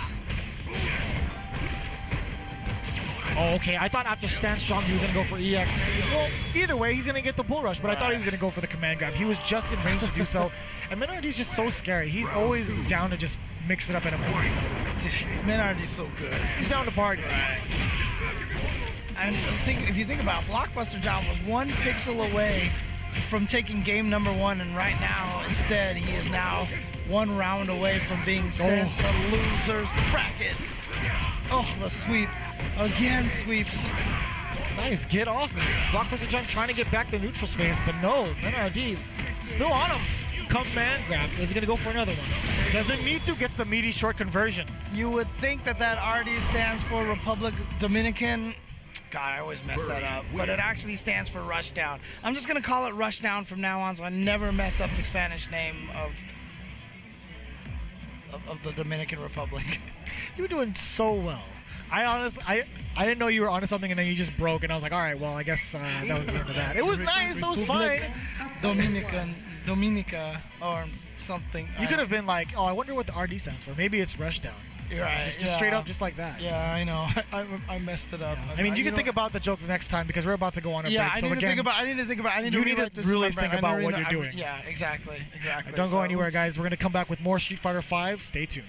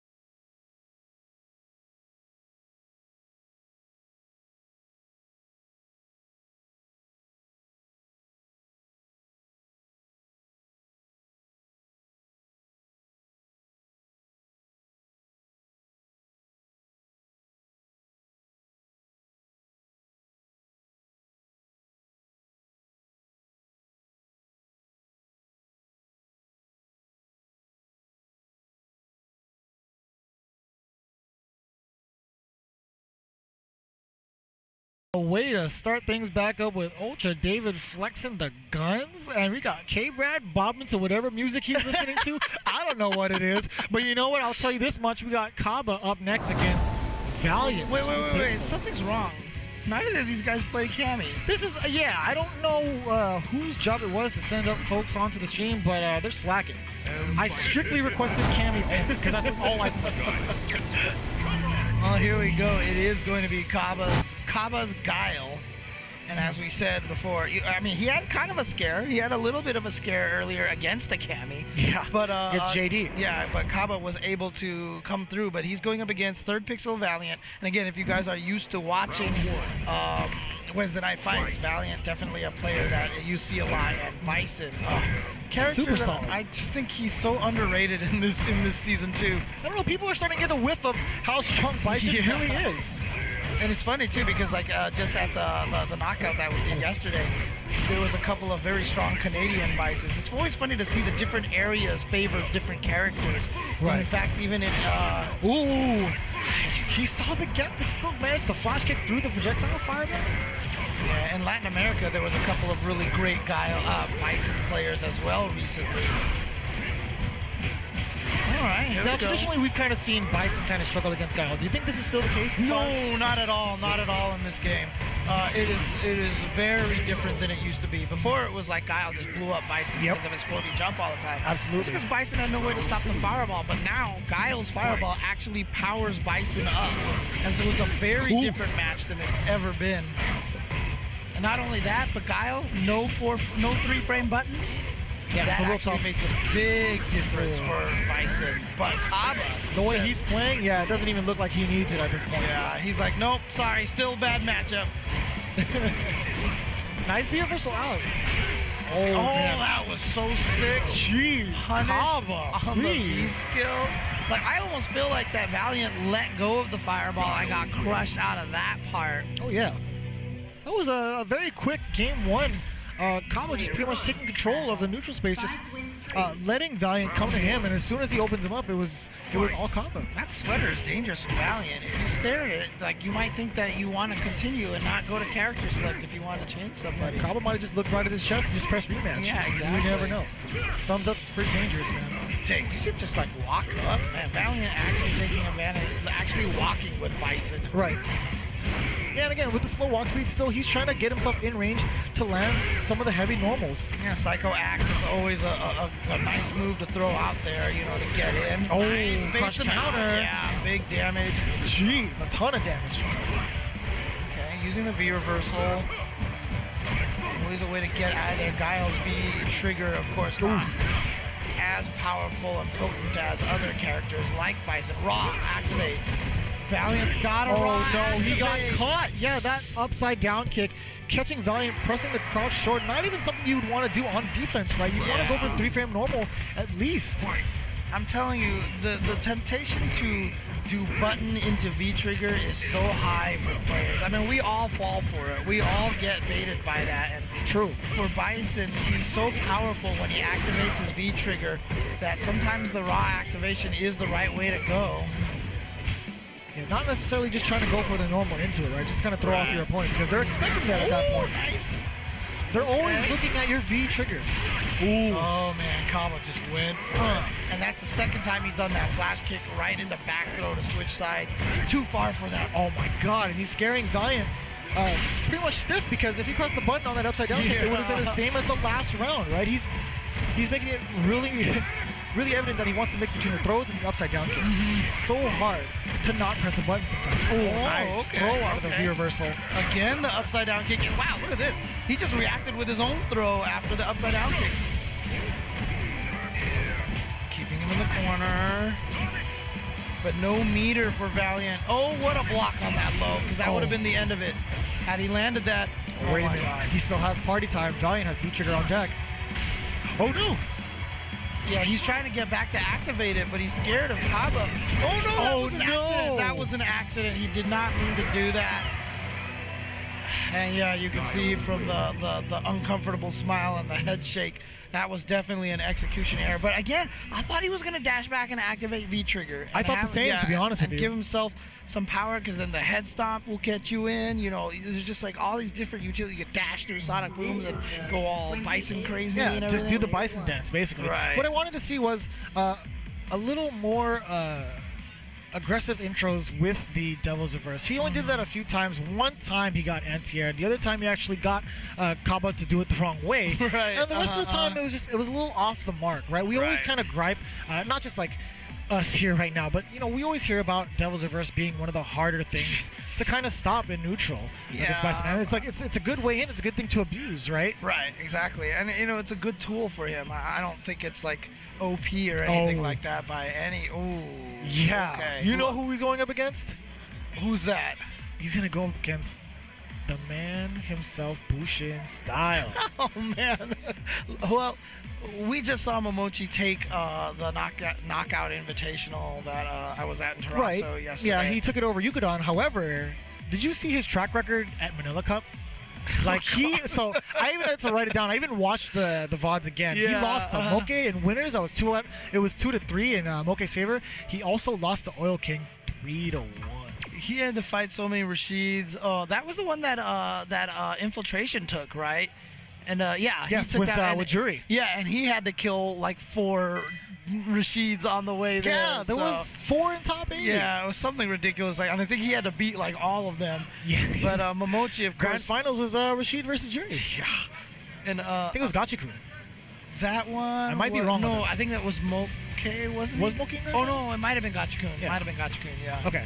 I mean, look. There's just Either so way, many it was a freaking Rashid player. There was 50% of them in top 8. Yeah, right? well, Momochi's got to face one right now. Yeah. So. And I was kind of watching Sejam go over it on his stream. How Momochi's game plan differs from each Rashid. I kind of want to see how he has to change up his playstyle against Bushin style. Like, we like to see Rashid go for crouch fierces, arguably one of the best normals in the game, and how Momochi likes to adapt to that, because sometimes they would do crouch fierce, and if it was blocked, Bushin style, or excuse me, Rashid's would kind of go for the buffered stand fierce just in case to retain the pressure.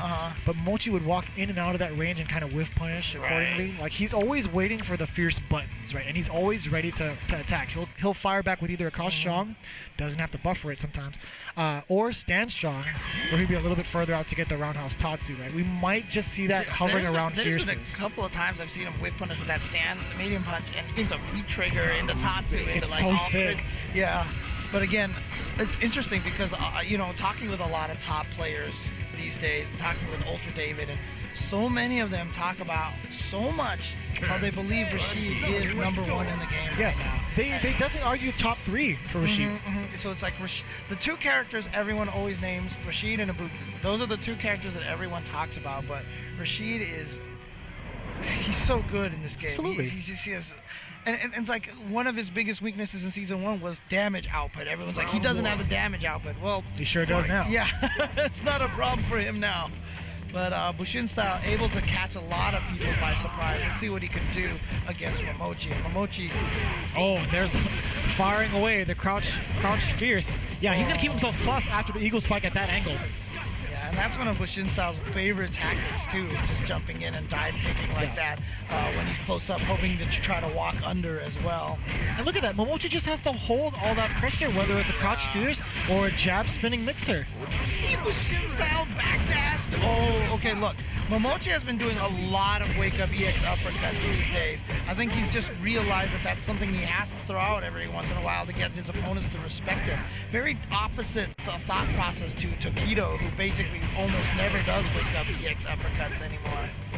And look, now it's going to be a different story with Momochi. He's going to be backing up, give himself a little bit of space so he doesn't have to suffer from any of those incoming mix-ups off the wall. He really thought that spinning mixer was going to clip him, and he didn't have the whiff punish ready, because Momochi is not one to let a lot of whiff punishes go. Right. You see here, look, Momochi is very reluctant to press buttons. He's just going to play the space game moving back and forth. He's not going to take that risk. See, again, those jab mixers could come out of nowhere just as much as the crouch fierce. And he also knows, he went the to the side other switch. Let's side. go.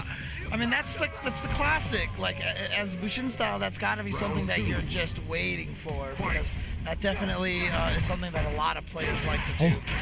Yeah. No, absolutely agree. And, you know, kind of going back to Rashid here, you see him doing what Rashid does, pushing into the corner almost instantaneously. He also has full critical art on deck, so if Momochi tries to jump out, he does have a bunch of options. Oh my god. Bushin style. Oh, back thrown into the corner. Now what happens? It can go, okay, Momochi loves his throw. Oh, he usually has the whole sequence off of the whiff throw into another perfect meaty throw loop. Let's see if he goes for it again. Yep. No quick rise, and then, yep, he'll have the whole. See? Yes. Oh no, he didn't jumped do it again 2 times in a row. That's interesting. Momochi trying to do something different here. Oh, that's so tough. Yeah. That Eagle Spike is not going to go punished. Look at that check, and he's going to be able to go into the incoming. Yeah, boom. Damage. I like that on Momochi. Know how long it's been since Ken has washed his feet to get all that flames like that on that thing. It's kind of gross, man. That's super gross. It is super gross. I mean, other than that, I really have no contributions for that, James. No banter here. I just want to say, like, yo, Momochi just waits. He waits so long. Like, his patience is immaculate. He waits for his turn. He pushes back Rashid in the corner. That's when he's like, okay, now I can be myself. Other than that, in the neutral, he's like, okay, I'm forced to play Rashid's game the whole time. See again, right here. Look how less active Momochi is with buttons. He's gonna check with the roundhouse, yeah, sure, but it's not gonna be enough. Look what him spending the resources to get back that estate. Right. And again, you know, that's that term I like to use, economy of buttons. Momochi is definitely an expert at that himself. Guys like Justin Wong, very good at that. Oh my God. Look at this defense. But I mean, that's a lot of gray health built up right there. That's like 100 damage if he eats that right now. Nice V reversal, gaining the momentum back. But after that string, it's gonna be Bushin style. Yep. Oh, but he gets to follow through. Oh, I like the check. That was nice. He was like, you know what? That's all I can get. And look at this nice punish. Stand like, oh! Let's go. The throw bait. Momochi but he overhead. had the meter for the critical art. He could have killed with that, but instead spends 1 bar, saves a bunch. So he's gonna be at match point now against Bushin style with 2 meters. Bushin style down rounds, down games, and down super meter. Yeah. So I do like Bushin style's approach every time out the gate. He's gone for the spinning mixer majority of the time at the start of the rounds. Momochi has not found a way to really anticipate that correctly. He's just sitting there and blocking. Of course, that's not like he's not losing anything from it, right? So it's still a pretty solid answer. And right there, that stands strong, not going, not buffered the way he intended to. Oh, through the fire and flames. I mean, that's the standard, right? That's how you're supposed to punish Rashid. Anytime he cancels crouching heavy punch into tornado, you gotta have your option select ready to go to blast through that tornado. I like that. Again, right through the tornado. Yep. Oh, stutter step. But good patience from Bushin style that time. Oh man. Oh, if that was 1 frame later, that would have been a crush counter. Yeah. Super, yeah, right in his face. That's not gonna happen. There's way too much startup on that. Momochi clearly knows getting the games over Bushin style. Yeah, he's like, yeah, did you mean to do that? Of course he did, Bushin style. Of course he did. And that, of course, was Pool 10, and that was winners finals of Pool 10. So Momochi makes it into semifinals on winner's side. Bushin style will have the chance to try to get out on loser's side when he goes into losers finals. But coming up next, this is going to be our last match of the day here. And of course, it's only day 1 for SCR. There's a lot of Street Fighter going on all weekend. So even after this closes down, there's like tournaments going on, like Never Give Up going down in Chile, for example. So lots of different time zones. I know TGS is happening this weekend as well. Yeah. Oh, that's right. There's a big Tokyo exhibition over there. Yeah, with like Knuckle Dew actually flew out from Toronto to Japan to go and compete in that. Yeah. So. But here we go. This is our last match. This is Mexico's CKD Javi Rog going up against Circa LPN. LPN, of course, one of those players who, for a long time, me and David talk about this every time he's on stream. But, he was one of those players that I felt like he hindered himself with too many characters. Like, I talked about having secondaries and learning other characters, but he would always second guess himself by like, oh, maybe I should try this character. But you're right. He's really stuck to Bison and Abigail. And I think 2 characters is a good amount, and I think that's going to work for him. I still seen him like veer off towards random third characters, but I think Bison and Abigail is a good pair. I'm wondering who's gonna go with here against Javi. Yeah, I mean, in the early stages of Street Fighter V, he did have a very solid Birdie, and he did fluctuate between Birdie and Bison for the most part. He did try to mess around with Mika and Laura. I know we've seen a couple of videos before the game came out. He was messing around with Beta Laura. And was really enjoying her. Definitely a lot of tweets and Facebook posts about that character. Yeah. It looked like he was going to be a Laura main, but stick to his tried and true Bison, as he did with Street Fighter 4. Bison definitely one of his main characters. Well, this is also winners finals of their pool. This is pool 13. So whoever wins this one will make it out. After this match, don't go away. Stick around for a little bit. I'll go over who made it out of all the pools Yes, on sir. winner's side, just so you guys have an update and know what to expect in semifinals tomorrow. And again, this is only the first part of pools. This is only, up to pool 16, I believe? Yeah. So there's plenty more singles matches tomorrow happening at 10 a.m. Pacific Standard Time. That's right. Before that happens, here we go. It's going to be the final match of the evening for Street Fighter V. Javi versus LPN. I don't know how much. I think LPN probably gets a lot of practice against Crack Fiend, right? Yes. So I would imagine that he knows this matchup pretty Absolutely. well. But knowing the Balrog matchup doesn't necessarily mean anything, because Balrog can touch you once and you die. Yeah, the comeback factor is just too strong. The overhead mix-ups, being able to switch between the highs and lows and the throws, but his damage output being so up there. It's so scary. Yeah, Javi with Balrog, though, he's been sticking to that character for a very long while, too. Might be one of those players who's like, I can't leave my namesake. Yeah, and apologies to everybody on the stream at home, but Javi is obviously the Balrog, and Circa LPN is the M.Bison. We'll get those names changed. Here we go. That comeback factor, as we mentioned. Oh my God! One mix-up. Oh, the top! I told you it's never over. That's so. Oh man. I didn't mean to squeeze your arms that hard. I turned into Tasty C for a split second. Yeah, I know. Yo, That was. yo, he did the turnaround. I couldn't help it. He did the turnaround. Oh my God. The never-ending sentence. Yes, with Tasty Steve. Just like the never-ending turnaround punches from Javi. Look at that. Just an onslaught of punches towards LPN. Finally scores the knockdown. Here we go. Yeah, and you know, if LPN loses this, I can imagine that it might be one of those situations where LPN gets kind of discouraged and might go for oh my Jeez. God. Oh, and the walk back, the shimmy. This, I feel like LPN is gonna do a character switch to Abigail. I feel it. I feel it in my bones. I mean, he definitely didn't have any sort of presence in neutral. I feel like a lot of his buttons weren't there or available.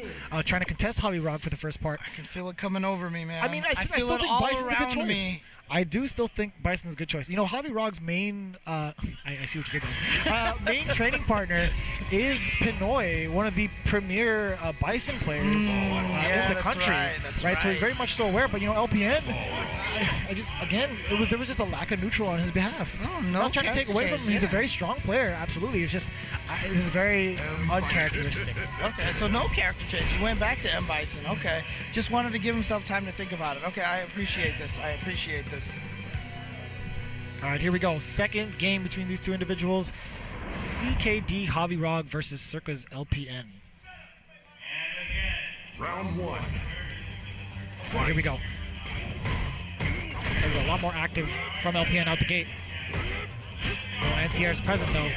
Oh, there's one right there. Stand strong from Javi. All right, good counter pokes right there. Good challenge from LPN. And again, that round one, he was doing so well, and then it was just one turnaround punch. And I think LPN just has to realize now, one, watch to see if there's any missing buttons from Balrog, and two, you know, not to go in overly aggressive. Oh, nice buffer. Crouch strong into the dash, but from max distance. And then back throw to put LPN into the corner. Okay, beautiful stuff. Had the anti-air all locked and loaded. Oh, jeez. Okay. Way to meet air to air. Yeah, you can see LPN playing very slowly up. Oh, okay. There's that standing 3-frame light kick we talked about. He missed it. He dropped that combo. Oh my God. Swing. Oh, and he got him. He got him. That is a dead dictator. Just one mix-up. You saw it coming, James. You saw the swing. We called it out. I was like, low. Yes, sir. He got it. Man, it's just so tough. James has his hand fully on his face. He doesn't even want to watch the rest of this match because it's just all Balrog. This is Oh my gosh. so rough for LPN if he loses. He is going to be very discouraged right now. But this is the power of Balrog. This is why we were talking about how like you can have so much practice against this character. It doesn't matter because one hit leads into death, basically. It's so important that the characters that don't knock you down for their mix-ups in this game, the ones that keep you on the floor or can air reset you, because then they don't have to deal with the quick rise or the back roll mix-up. And that's what Balrog does with that V-trigger. It's just charge, charge, charge, charge, spin, and then you have to guess. We might have to see that right now. All right, now he's going for the delayed, the delayed V-skill after that. Nice punish from LPN, but I feel like it could have been a little bit more. Gotta activate that V-trigger. Yes, now what's the mix-up? Does he have what it takes? Oh, what a neutral jump. Neutral jump. He just gave the meter. He just got the meter on that scissor kick, and it gave him the dunk. Final round. On that psycho axe. So clutch, all of the neutral jump from the read, anticipating Javi-Rog's incoming dash punch. Oh, good block on the overhead. Small punish, but a back throw into the corner is going to be crucial for him. And here comes LPN trying to apply some pressure, but yeah, the throw bait. LPN is, oh no, gets tossed this time. OG. That's plus on block, though. Oh, too far, but no whiff punish from Javi-Rog. And look at this, Javi-Rog getting very aggressive. And yes, that's very positive. I can't even hear the number that comes out of the TAP. All I hear is yeah. That's it. That's all you get to hear. Oh, no. It missed. But no conversion. Again, the throw bait, but no connections from Javi-Rog. Yeah, LPN, you could definitely see it. Very, very trigger. Oh, he's got the meter. He didn't spend it. Oh, he went for the reset. Here we go. No way. Oh, Circa LPN staying alive, tying it up 1-1. Woo-wee. Yeah, Javi-Rog had all the resources available. Just one touch, it would have been game over, but LPN happened to snag it first. Wow. All right. Good job to LPN. LPN's got to feel good. That's encouraging. And you know what? What you got to do now is you got to take advantage of Javi-Rog. Javi-Rog could definitely be in a kind of a mentally roadblocked state, you know? So now is the time, I think, to go for the kill for LPN. What a whiff punish on the slightly misplaced dash punch. Yeah, he still gets his turn after that. You don't want to press a button after the EX dash punch. Okay, no, it looks like Javi-Rog is completely still in control. That sounded like 6 to me. That's a long time to hold a turnaround punch. What is that, James? No, don't do it again. I was seriously just about to do it again. Oh, look at this air to air. I like it. Yeah, keeping it safe. Yep, again, keeping it safe. Just get him off of him. Oh, no, anti-airs. Again, double reverse being one of the harder things. The anti-air. And the neutral jump again is going to get another round for LPN, and he's at match point. Huge turnaround for LPN. 2 back-to-back neutral jumps to steal back the momentum from Javi-Rog. I mean, look, the first game we saw, he barely lost that first round. It was stolen from him by Javi-Rog. And so maybe this is just karma here, and it's coming back, swinging back in his favor. But at this point in time, I think all debts have been paid. So this is going to come down. This is going to be very close here. Oh, the turnaround punch through the scissor kick, finds the meaty, but no, drops the rest of the combo. Activate. Here comes the damage. No, he's just gonna go for potential reset. Too far. Here we go. Last game, last round for the last match of the night. You could hear the audience. Well, we can hear the audience just screaming out right now. Not sure who's rooting for whom. A lot of patience now. Javi-Rog trying to strike first in the air. LPN ready with the anti-airs. Yeah, he's been good on that anti-air. I mean, even that one that missed went the opposite direction. At least it showed he was ready for it. And so now you see Javi-Rog a little more tentative from jumping. Also checking for the dash. Nice whiff punish, catching that crouch strong. Conversion City. Again, LPN going for the throw again. He is, I mean, Javi-Rog's got to understand that he has been whiffing throws all day. Ooh. Oh, man. Again, it's so tense right now. The neutral is just a lot more patience. It's the final round between these two. Oh, nice check with the crouch strong. No buffer, though. Still so close in life. It's anybody's game. Even if, honestly, if Bison had a big old life lead, it would still be close in life. 35 seconds left on the clock here. No. And both players near 50%. Yeah, and no resources for LPN. Oh, the air though. Oh, the turnaround punch for 50%. Frog takes the final game on LPN with the longest tap known to man.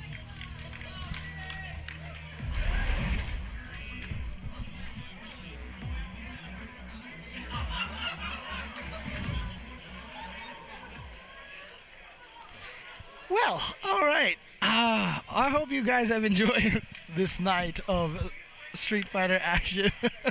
Holy crap. Half-Life, one turnaround punch. Frog just chilling on that turnaround punch. And he advances in winner's bracket. Let's go. Okay, so I saw the hit, but it did not register in my mind that it was the final turnaround punch where it was 50%. Like, who would have thought that was going to be the thing to kill LPN? In Pool 9, Alex Myers has made it out on winner's side, and on loser's side, they're playing that match out right now. Mm-hmm. On Pool 10, Momochi made it out on winners. On Pool 13, I'm missing some pools here. Frog just took down LPN, as you saw. And in Pool 14, Kaba made it out, so his match against Valiant was winners finals. Mm-hmm. In Pool 15, CJ Truth made it out against Nick Tanella. And then in Pool 16, I do not have that information here. I mean, I could probably go search for it, but you can follow it all on smash.gg. Just go look up Southern California regionals there, and you can follow along on all the pools there. Some of the losers matches are still playing out right now. Yeah, absolutely. And, you can follow us both here on our Twitters. We're actually going to be posting majority of the results as they go along, just to keep you guys well informed for SCR going into more of the singles bracket. Right. I believe up to 20 plus pools, even even 30, like right? that. Yeah. But I mean, look, like you said, a lot more Street Fighter action on tap tomorrow. So do not miss that. And of course, we will also have more Marvel vs. Capcom Infinite. Yeah, so again, thank you guys for tuning in. It has been only day one of SoCal Regionals, and we expect to see you guys at the next one. Thank you guys, and we'll see you guys there. What an end. What an end. Oh.